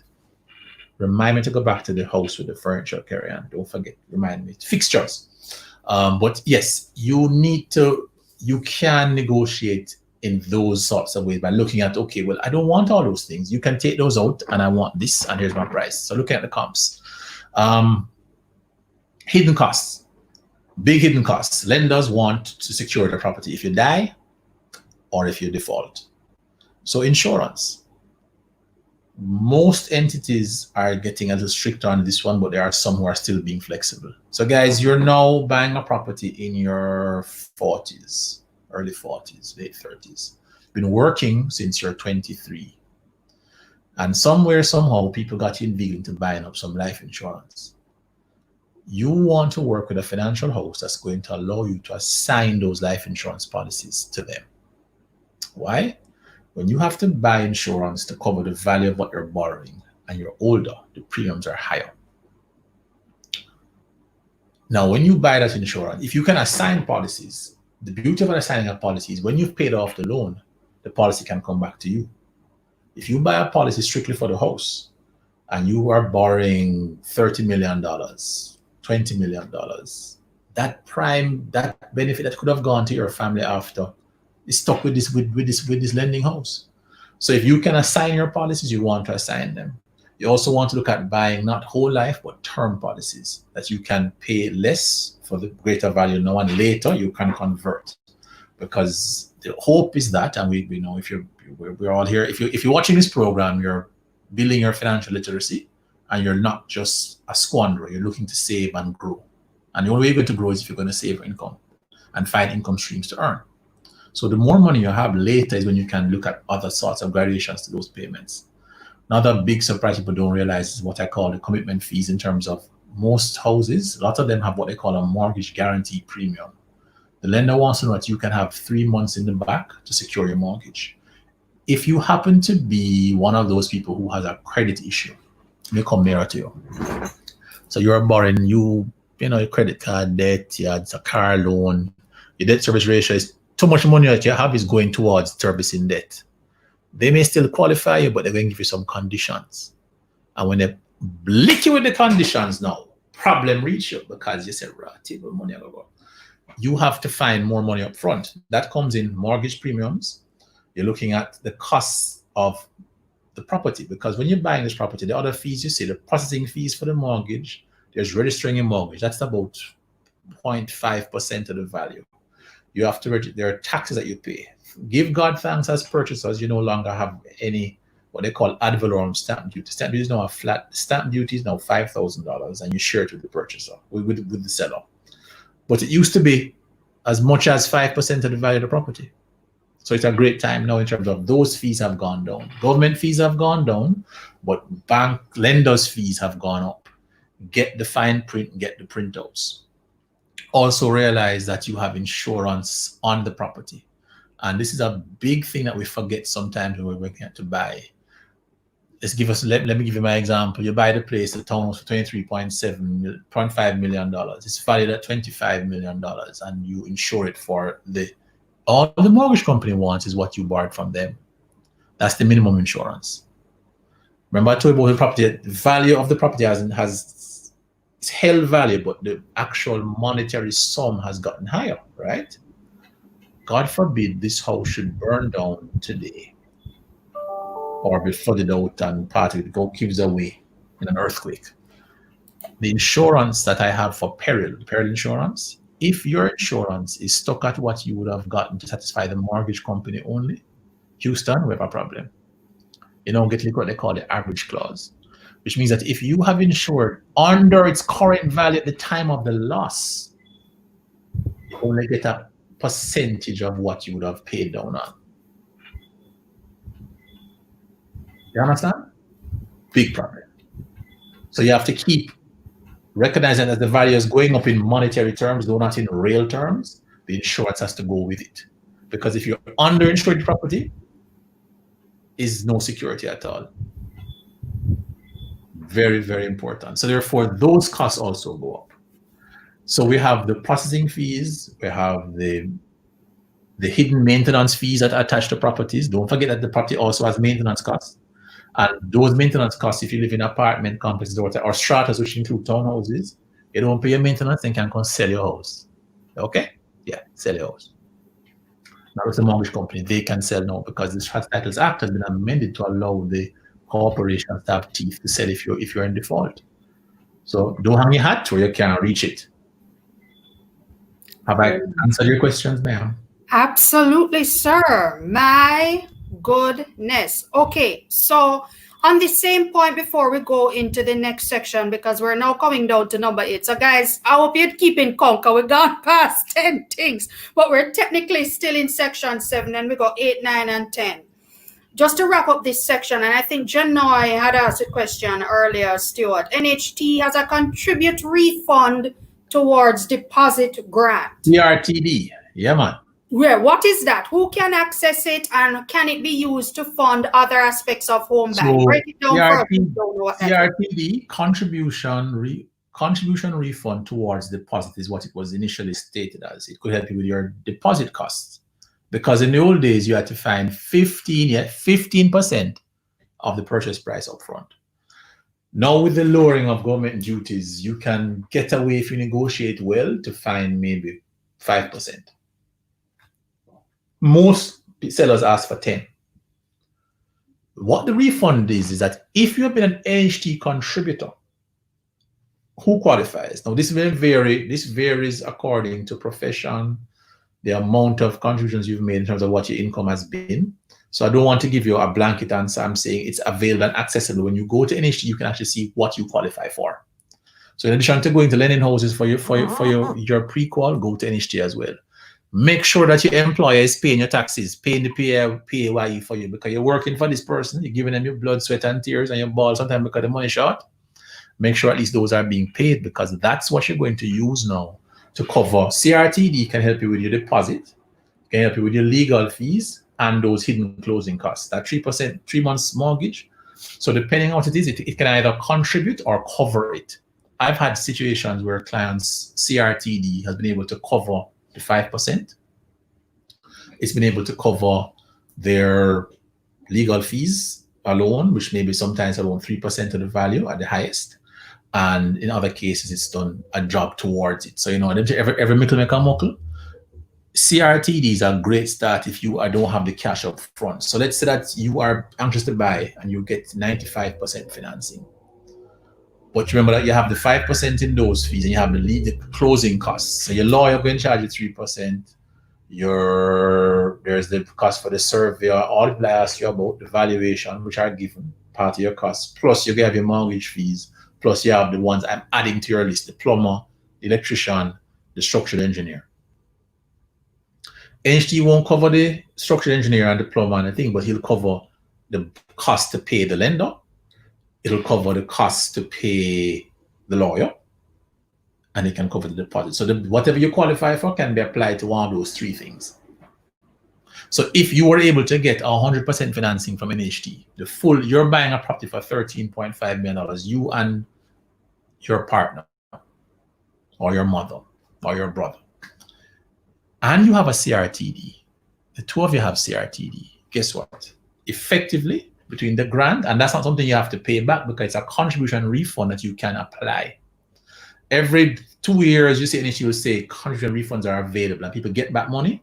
That money can actually go and be applied to that purpose. So check it out. Don't discount it. Don't underestimate it. Particularly if you've been somebody who has been working for a long enough time, there is that access and there is that accessibility, and it's an established process where if you're losing for your deposit, the sale agreement is amended in a way to say that the signing costs are, those costs, the initial upfront fees, are going to be deferred until the sale agreement is assessed, and the lender and the seller gets it assessed, and then they will get the money from NHT. So your good lawyers know to put that clause in there to facilitate you, so you don't have to find the money up front.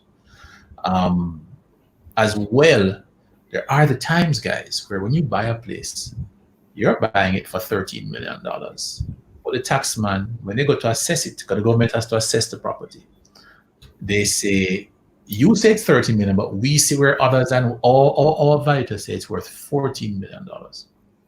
When that happens to you, most good sale agreements for a seller says, if the value is assessed for more than what we are selling you for, we can either cancel this agreement, or you can, why? Because you pay transfer tax, not based on what you say, but what the assessed value is. And the seller is now paying is 2% of that transfer tax of value on property. Now, if it's assessed for more, the seller doesn't want to lose that, have to pay out any more money out of the sale price. He says, guess what? You have to pay the difference. If you can't afford the difference up front, the beautiful part is that CRTD can come in to help you with that difference as well. And that's coming very handy for people who have had the property been worth more. And guess what? That actually kind of works for you, because without realizing it, it's actually worth more than what you're paying, more than what you're borrowing. That's what equity. It's worth it. It makes the investment work for you. Okay, Stuart. So the grant then is different from the refunds that you apply for, and you right. So the contribution refund towards deposit is not a grant as in a loan. It's something that you were entitled to based on what your payments have been over the years. And suppose I've been applying for my refund every year because I look forward to that cash every year. I'm just saying. Well, remember the good. I'm listening. No, I was saying that if I've been one of those people who have been diligently applying every year, like Satchmo, I can't take advantage of the grant then? Is that basically? Yes, you can, because remember that you're getting refunds now for 3 or 4 years ago. But what it will mean is in 3 or 4 years' time, you're not getting a refund. It's going to go towards, it's been utilized already, or it's going to go, if you have an NHT loan, straight towards paying down your loan. But the great thing is, guys, if you have an NHT mortgage or loan, so I'll break it down for you as well. You're borrowing there. You have 3 scenarios. You're borrowing from an HTL loan because you want $13.5 million for 2 of you. I will even say 6.5 for your loan, but let's say you are loan. Whatever your refunds would be over when they accrue going forward, they're going to go straight towards your loan. But those payments go towards your principal, and that can help to lower your payments as well, or give you payment holidays. If you have a loan, 2 loans, so NHT is one mortgage and one with another financial institution, that's going to go straight towards your NHT loan as well. But if you have a loan where you're borrowing from, let's use JMB, I think they have it as well. I know it was initially with the building societies. They were the ones that had the benefit where you would borrow from one place and get a loan with split interest rates. So you're borrowing one money, so you're borrowing $20 million, but the NHT portion you're getting at the NHT rate, and the rest you're getting at their lending rate. When you have a loan like that, where there's only one mortgage, which has the NHT benefit applied to it, as opposed to the NHT mortgage separately, you actually get back the refunds in your pocket. So that's why Karen can boast about her refunds, because we have a loan with a house that says it was one loan. The NHT benefit was applied, so a portion of our mortgage is at the NHT rate of interest, but we only had one mortgage on the title. So we were able to get back our refunds over the years, even though we have a mortgage still paying.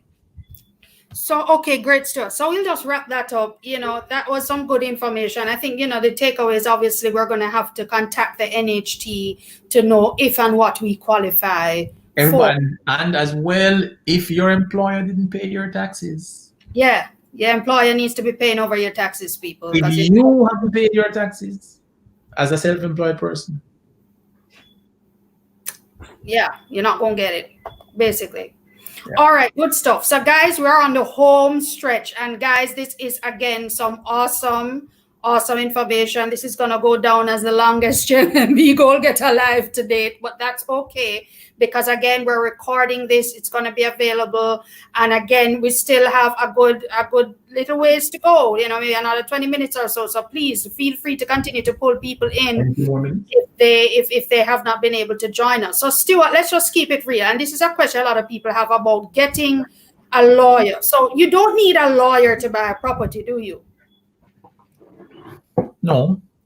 Okay, so that's just straight up. So having a lawyer is not a must, right? I think that was a question that we saw in the comments. But why is it important to get legal advice during the home buying process? Although if you've been watching this conversation to date, I think the answer is kind of clear, because it's like, whoa. But, why is it important? And at what point in the transaction do we need to get a lawyer? Well, unshameful plug, I think a lawyer is important. A lawyer who knows the area, because what you're getting is expertise. You're getting the value of experience that you don't have. And the lawyer has seen enough and done more than you, because chances are this is your first home, or you've heard about, you had a friend who's bought something before. If you even are an investor who's in your second or third property, they're all not the same, you know? So it's the experience is what you're going to get, the foresight, the currency to know what's happening in the market because that person is dealing with it. So if you don't even want to use a lawyer, then there's some developments you'll buy into. If you buy a Gore house, and I'll call Gore as a good example, because they will give you a deal that says, you really don't need a lawyer at all. And they say, here's our agreement, but at least get a lawyer to review the agreement. Because there are things in there that they're not going to tell you, and everybody does an agreement for their advantage, not for you. This is not your mother who love you and love you in spite of how you stay. This is a business deal. And in business, particularly when you're ignorant to what you're doing, you don't have that experience, you need to get the help. You need to realize that nothing is ever as it really seems. Few things are simple and clear cut. There are hidden issues, and if you don't know about things I spoke about today, like title defects, covenant issues, strata challenges, interpretations of bylaws.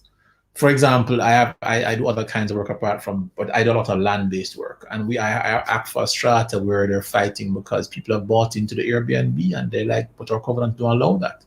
We don't want Airbnb where we are. We're tired of the short-term renters coming in doing what they feel like. And if that's the case, you need to know upfront, can I do what I want in here? And yes, English words are on every legal document, but the way that I'm convinced that the law was designed as a way to keep us earning, because few things are in simple English. Some things are specific terms you have to know only by experience. So if you be honest with yourself, don't be like, you remember Cliff Huxtable in the Cosby Show? Bill Cosby was forever fiddling with the door a lot, with the last season. He was trying to make the doorbell work. He's a doctor. He's not a carpenter or he don't know about construction.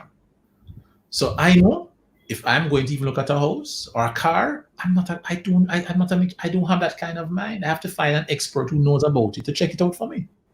So get the professional help. And at what point do I get that help from the top? You get that help at the very beginning. So I can't forget a client of mine was in the hotel industry, had gotten a pre-qualification letter from a particular lending institution, qualified to buy it. I said, you're sure, boss? Remember something, you have other debt. Have they looked at all your expenses to look at what your debt servicing is?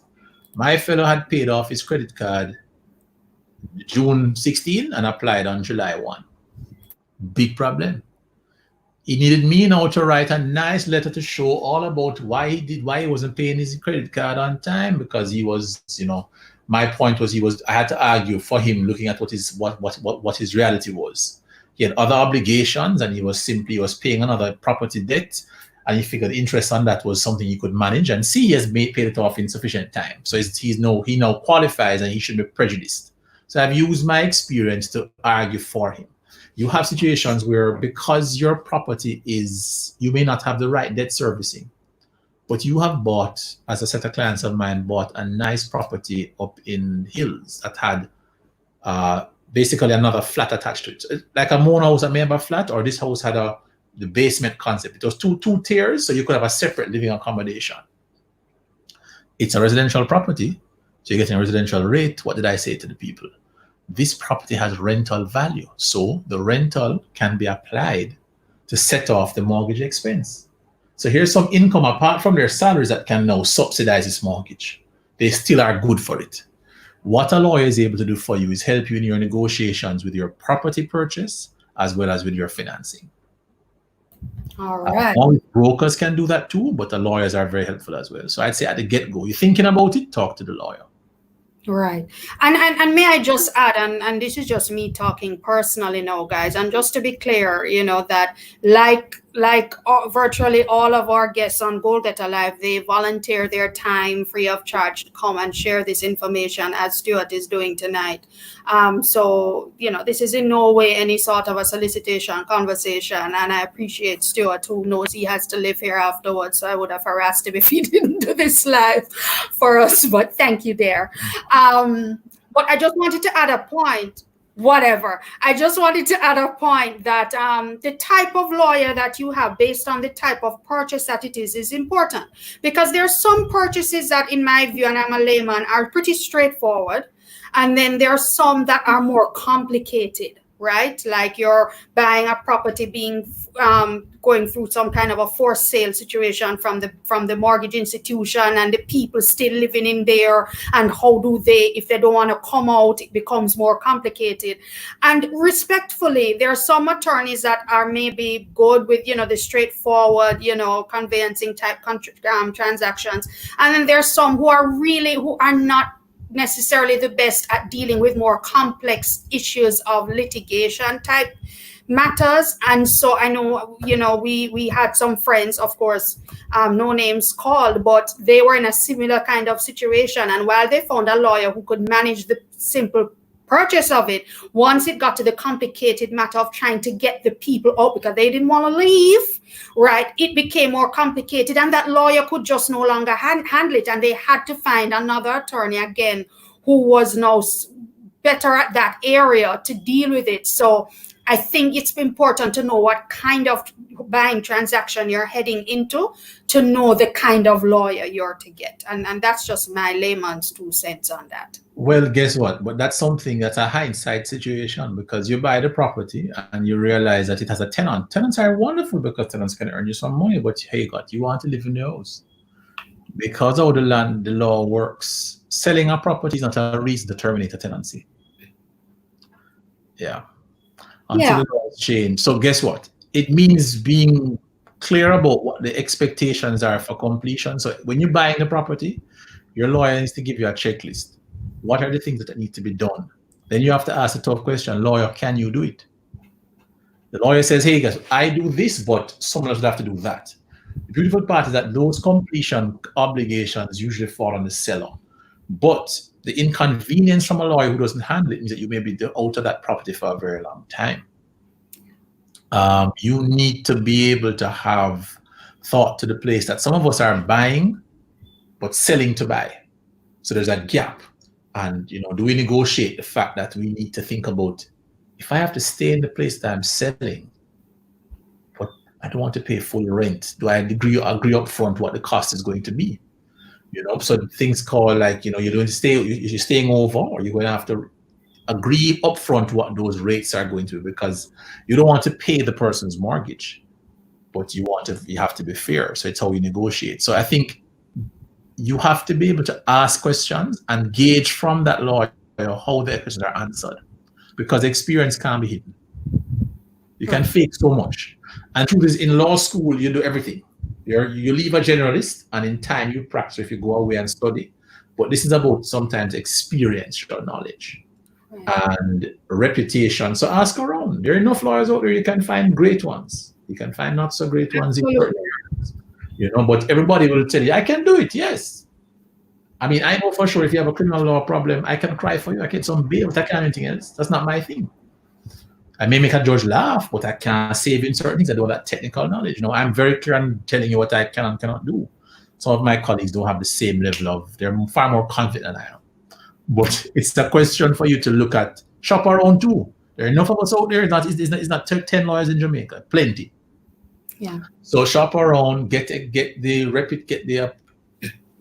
feedback from people, go off of referrals if you can, and ask those kinds of questions.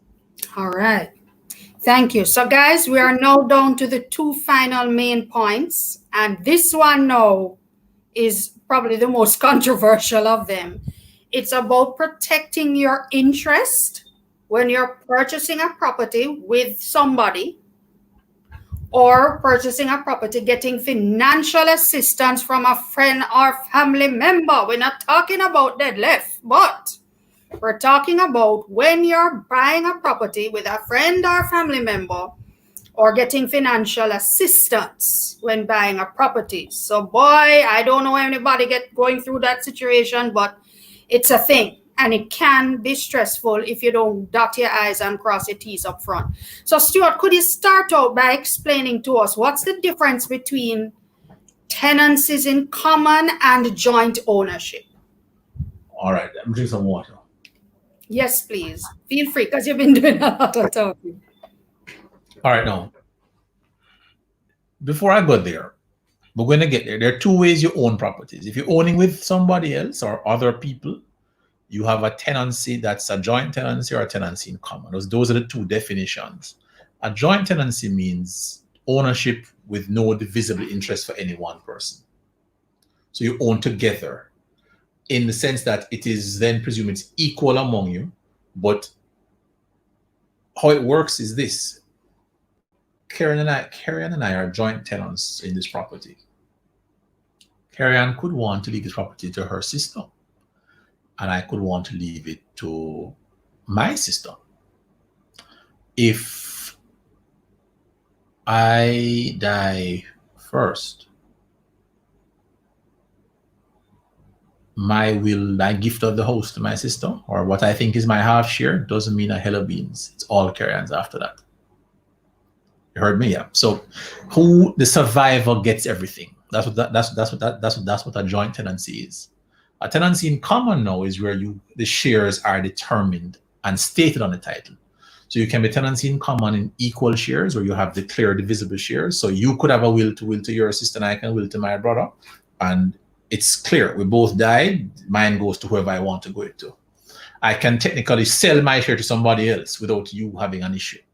A joint tenancy, we have to act together at every step. And do you now realize why this is going to become a problem, guys? So beware of the Greeks bearing gifts. If you remember Helen of Troy, for those of us who may have read that story, the big gift comes and the soldiers are hidden inside of it. Sometimes people want to help you, but it's not a free lunch. They want something out of it. So they say, well, I will give you some money, So you're borrowing $20 million and I lend you $1.5 million to start you off in the process. Put my name on the title. And you tick the box, you pick joint tenancy. $1.5 million for 50% interest. Then you're not coming off for nothing, They're not taking it off. And you want to sell, that interest is there. You have to go to court and fight to say why it should be less than that. As I tell people about the difference with, in marriages or unions, recognize that when you are a property owner, you bought this place, nice, hardworking lady, meet a young man, take him on, meet him for 5 years, and you realize after year 6, him have a baby that is 4. It's over. But before him leaving the yard, him say, okay, I want half. My half have to be here because I live here with you. And I paint it sometimes. The presumption in a property that's even yours alone is that in that property, your spouse has a half interest in what they call the family home. So I tell my single ladies out there, if you're buying, all the single men who get fooled, but most of the women come to me because women are more trusting, is that if you are 33 and he's 22, be careful. If he's not buying the cow, don't give him the milk. Watch that clock. If you're buying a property with somebody and it's not on equal terms, it's still a financial transaction, a business deal. There's no love and business don't necessarily mix well. Be clear. If you didn't struggle together to acquire this property, then your shares need to be divided according to your contribution. If later down the road, in terms of how the property is financed, there are other issues, then we can take care of that. But don't be quick to put people on your property as security. If they've lent you money, pay them back over time. Take a loan to pay them back, borrow it, but don't give them interest in your property. Be very, very careful of that. And recognize if you're going on that road, it cannot be joint tenancy. So the options are usually there for you to tick. Tell the lawyer what I want. And my best advice is you're doing it with your friends, tenancy in common in equal shares or in whatever shares we are allotting it.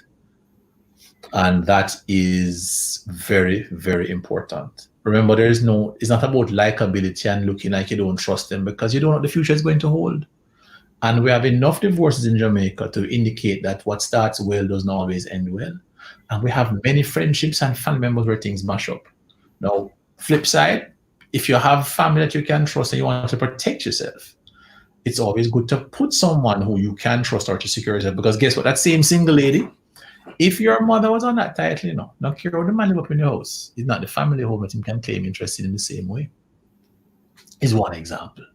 So, many people have historically put mothers on titles. Sadly, not fathers, but mothers get that trust factor.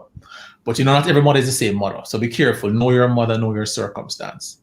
But in recapping, be careful that when when you are financing and you're getting this security, don't put names on the title. Big one, for example, is somebody gives you their NHT points in exchange for their name on your title. Then you have to be very clear, because the process to get this undone does exist. We can apply for what they call a severance of the tenancy, but then you're giving a lawyer some money that you could have avoided had you applied it differently. So something to think about. Wow. I love that one where the term was mine or you mine him.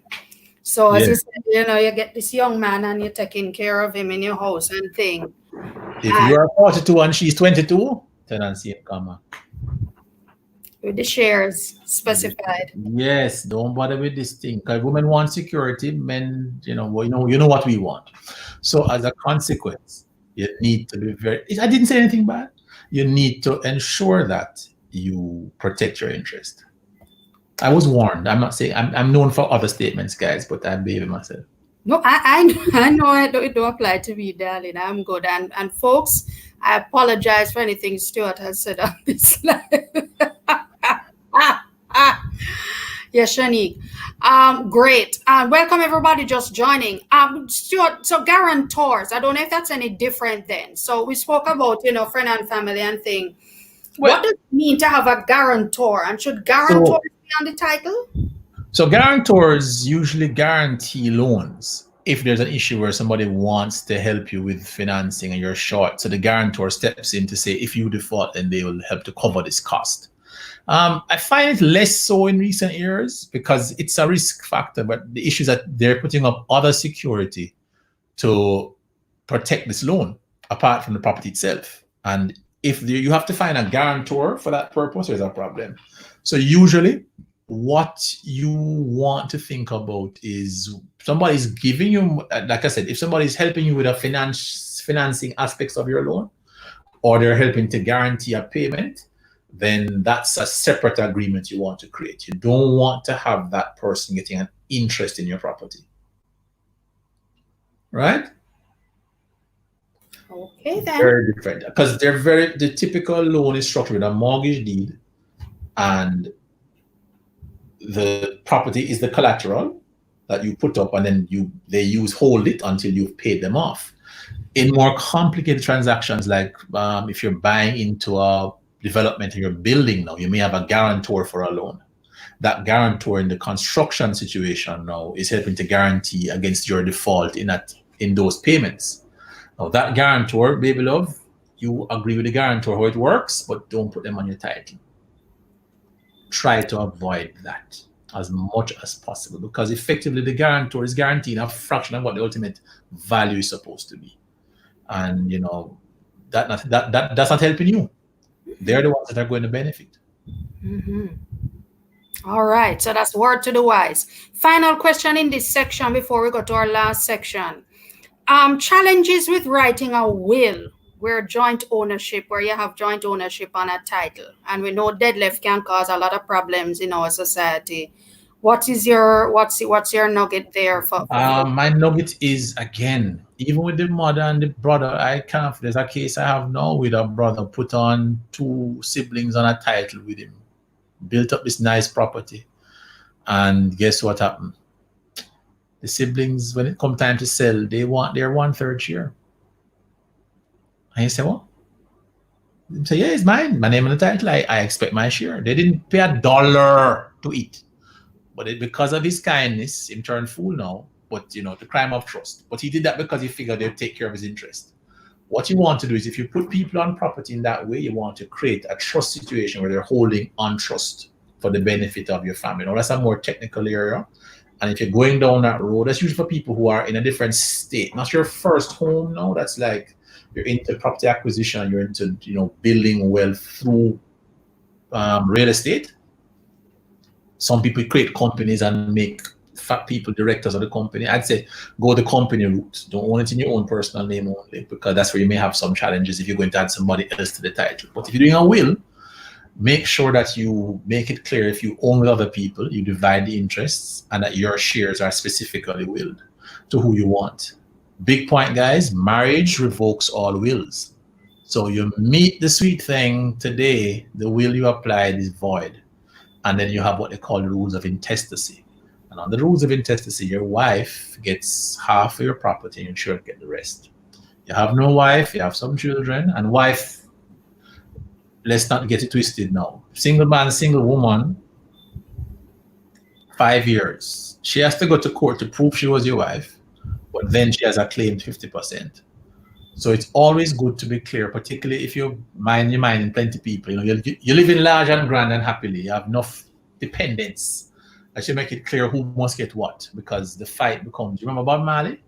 Yes. The estate still had many years of battle before people could have enjoyed. He had no will. So a real estate, you need to look at your estate planning, which is that you look at what you have and how you want it divided. So when you find yourself at the place now where it's not just that first home, but you have income generating assets, you have land and other equity properties existing, that you look at how it is you want that to be divided. Some people will say, I don't want a fight over it, so I want it all sold and net proceeds go to the particular beneficiaries. So whatever your plans and needs are. So parents will have children. I say, well, boy, little Johnny head was slow from morning, I'm so soft. But Mira, she can take care of herself.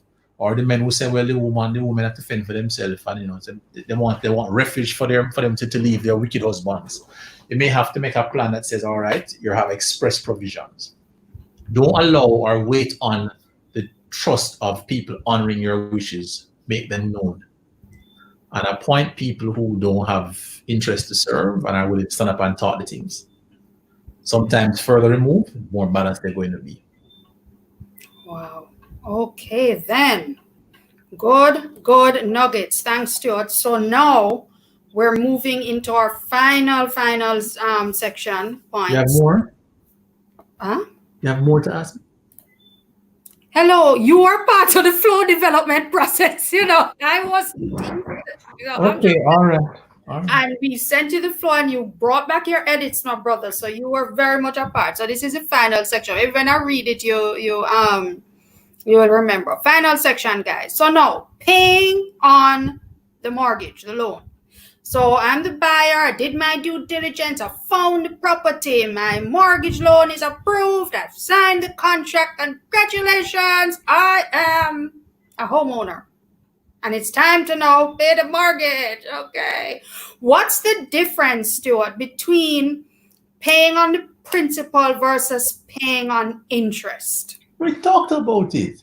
Exactly. But I mean, I don't know if there's any. But whoever may have signed in late, if you are the beautiful part of every mortgage deed, they're not lending you because they like you.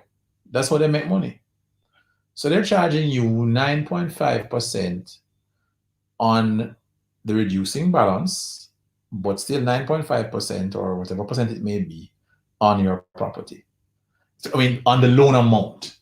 And what they do is the loan amortization schedule is how you pay your mortgage. That mortgage payment has to factor the debt plus the critical maintenance costs that tie in with it. So every lender is going to make you get insurance, and that's life insurance on you and whoever else owns with you, as well as the peril insurance for reinstatement if there's damage to the property. Those two costs are usually broken down over the span of a year, but guess what? You pay it in advance. Some mortgages like NHT will do it in increments, but others upfront load it. So you pay it upfront as part of the mortgage payments per year, and then they pay it on your behalf. Some allow you to pay yourself, but then you have to report that you've paid it. Why am I saying all of that? All of that I'm saying is because you have to pay interest first, then you have your principal, plus you have these other fees. At the end of the day, the mortgage repayment is critical to ensure that you can afford the payment consistently and not only pay the mortgage, but be able to pay the other attendant costs to maintain the security. There's something I want to ask you about. Furniture. Oh, but before I get to French, I want to look at the comments.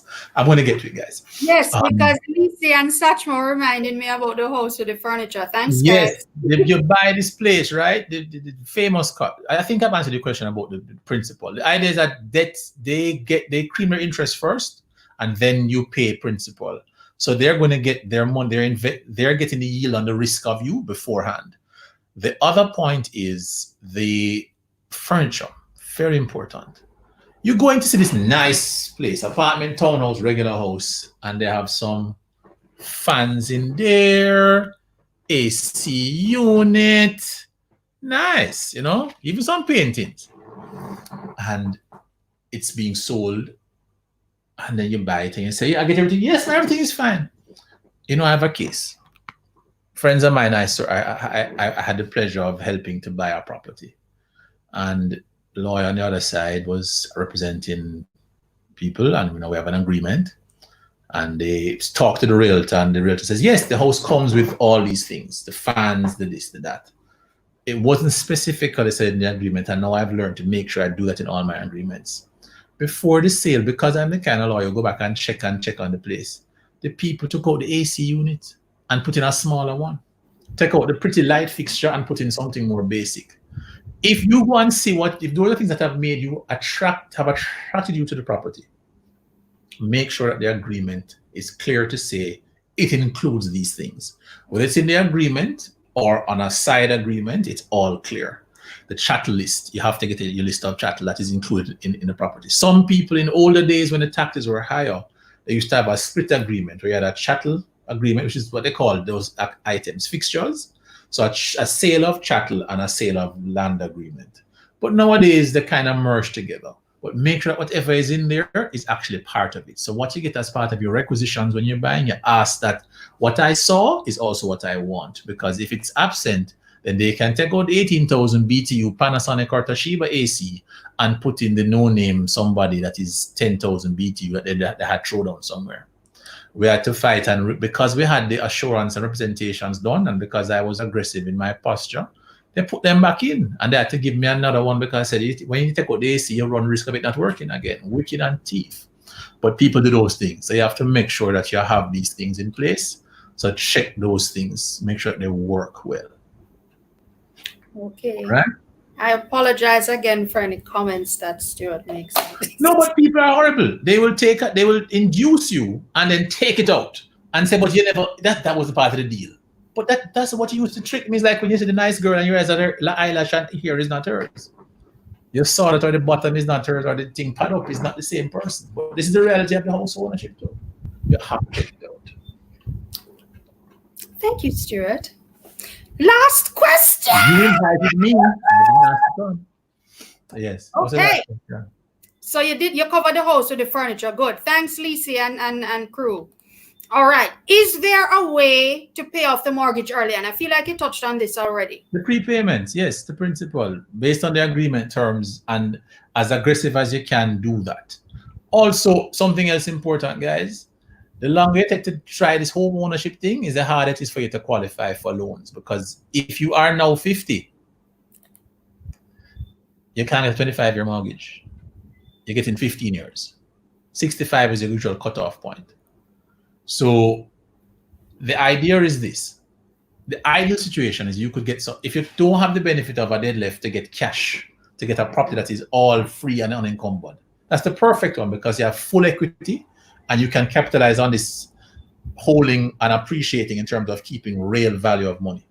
But if you're borrowing money to buy a place, my rule of thumb is if you're getting this high financing and you don't have that money up front, recognize you really are just sinking money into this asset. So you have to be as aggressive as you can be to get equity. Build your equity as fast as you can. The better thing is to be able to buy a property where you have the head start of equity. So that when you have that equity in place, it's building for you so that you can actually, like when the person buys the car and has the Civic and then they can upgrade to something else because they've been able to flip it at that point. Invest, have equity if you can. So buy at a lower level that you can afford. You can have more upfront than you have to borrow. You're borrowing less than the value. And alternatively, If that's not your reality, then pay as aggressively as you can. Treat it like one of those first obligations. Defer 5 years of vacations, because guess what? It's going to come back to benefit you in the long run. Because when it comes time to sell, when you're selling the place and it holds this wonderful, it has held value now, and $23 million that you bought for is now $40 million. At least you have the equity where you've paid off half of that loan or more. If not, if you just pay in as you go, basically you're keeping up to date with it, and you really are no better off than where you were before. Because guess what? If I want to buy something nicer than I have now living, I'm looking at 50, $70 million. Well, I'm leaving your feet first. That's my plan. But if Karen has a different point of view, and she's free to find her own things, but you have to realize where your reality is. And at the end of the day, if you're looking at it, remember there are different types of purchases as well. You may want a home that you really love and you figure, great, I can't afford it now. Then guess what? Still buy something else. Buy something you wouldn't live in, but somebody else would.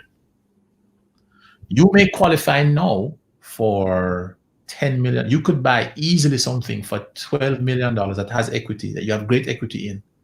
You could rent it. You have rental income coming.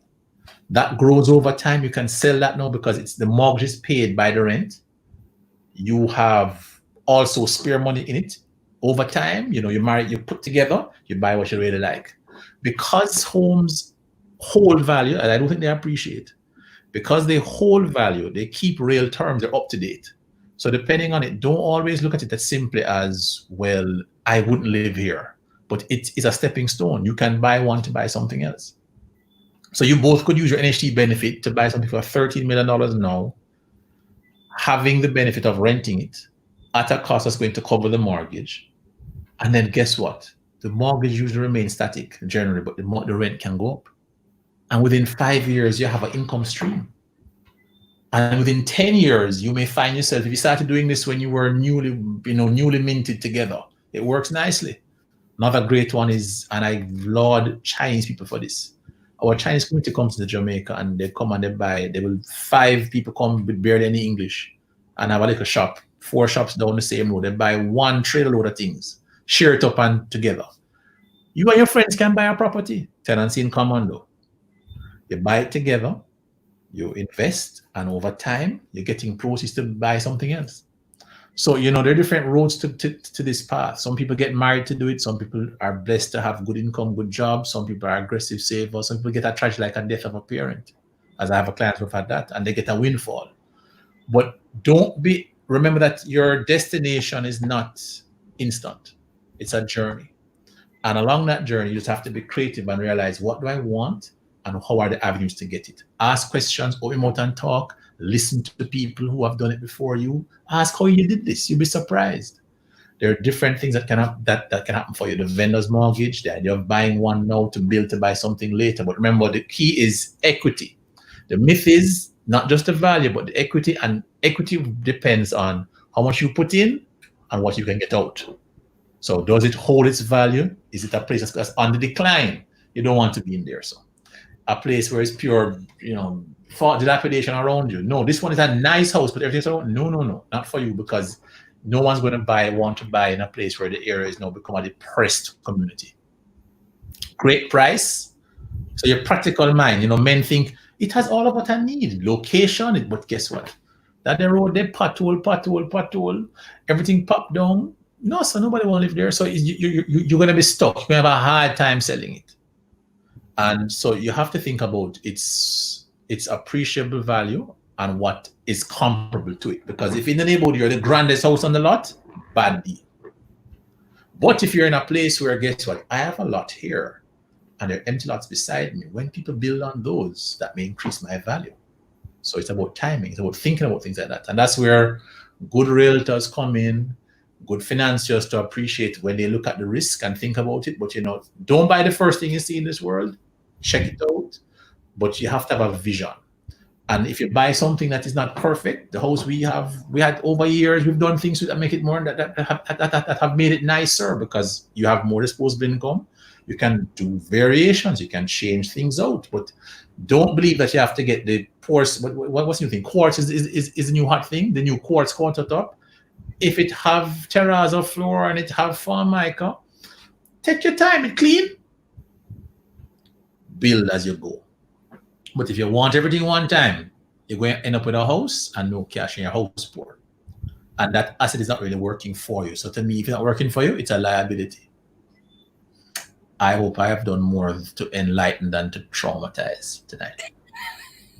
Yeah, we may have a few traumatized viewers, but guys, well, first of all, before we just wrap this up, housekeeping matter, as I like to say. Yes, yes, Shanique, longest goal get alive, but man, this was good.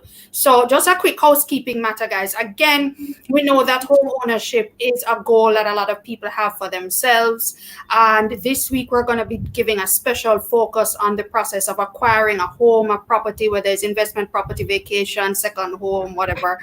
That's the focus this week. And today we would have spoken with an attorney, speaking on your behalf, I guess, giving you the information that you need to ask the questions that need to be asked. Again, this is information that you probably wouldn't have got from a lot of other webinars of this nature. Usually it comes from a different angle, but here we spoke with an attorney who would have seen so many different types of transactions go all manner of directions, and giving us the advice and tips that we need to let us know what questions we need to be asking as we go about buying a home. Now, on Thursday, guys, we're continuing the conversation on Thursday, where we're going to be speaking to a realtor as well as a representative from JMB who provides mortgages as well. So we're going to be speaking from the mortgage institution and the realtor angle on Thursday, so we're covering both sides of the spectrum, guys. So I know that a lot of persons would have had questions about, the mortgage loan process, how that works, etc. And of course, we're going to be dealing with that aspect of the conversation on Thursday. And we saw Howard Johnson Jr. comment in the live earlier. He's going to be our realtor guest on the panel, and then we're going to have Jerome Jarrett, who is one of our managers, our client partnership managers from JMB Bank, will be coming on board. So join us Thursday, guys, 8:30 p.m. right here, JMB Group platforms on YouTube, Facebook, and Twitter. Again, continuing the conversation, part 2 of home acquisition, and that's going to be Thursday at 8:30. So it's a new time. It's not going to be next week Tuesday. It's going to be this Thursday as we wrap up this 2-part home acquisition segment. And guys, I think Stuart actually just gave us the final nugget. Normally we close off with a final nugget, but guys, can we have a virtual round of applause for Stuart? Stuart, it has been awesome. And guys, of course, I'm not saying it because he's my husband, because I think you guys can testify. This was awesome information. Again, it brought back an awesome memory of a similar session we would have done a few years back and the great feedback we got. And we're very happy that we're able to do it again in this forum where more people like you are able to benefit from this information. And again, if you didn't catch all of the live, this was a very long session, as I say, our longest live to date. But guys, I'm sure you will agree that this was really valuable stuff. So feel free, again, catch the replay. We're going to be starting tonight, going into tomorrow, posting it on our YouTube, Facebook, Twitter, and Instagram JMB account on those platforms, JMB's account on those platforms. So catch the replay, rewind. If you joined late, you missed something, please share this video with anybody who you think could get the information. And yeah, I think this was an awesome discussion. And Stuart, thank you so much. You don't have to sleep on the couch tonight. You did such an awesome job. I'm kidding. Yeah, you did such an awesome job. I'm upstairs. That was close the door. You did such an awesome job. And I know that based on the feedback from everybody here in the live comments, that it was very much appreciated, right, guys? We're not sending you no invoice. All of this information was all on JMB. We're happy to have been able to bring it to you. And I hear already people saying they need to bring back Stuart again. And Stuart did another awesome presentation at another event. Not a JMB event, but maybe let's see if we can inveigle him. It was a similar kind of topic, right, Stuart? But it was about, they don't tell you, but it was about for women. Tips about things that women need to be mindful of. It wasn't, some of it was financial, but a lot of it was more legal. But that too had them rolling in the aisle. But, always useful information about things that people don't necessarily need to know. So thank you, Stuart. We really appreciate your time, your preparation, your energy. You're the only guest, so yeah, you're lots of talking. So we thank you for being here and for your contribution. And guys, we'll see you on Thursday, 8:30 p.m., same time, different day, this Thursday, but same place, where we pick up back the conversation on part 2 of home acquisition. Yes, everybody, stay safe. Thanks, Winston. Everybody, wash your hands, stay safe, keep the connection going, and have a good night. Thanks again, everybody, and thanks to my marketing team supporting in the back. I always appreciate you. Take care. Night, night.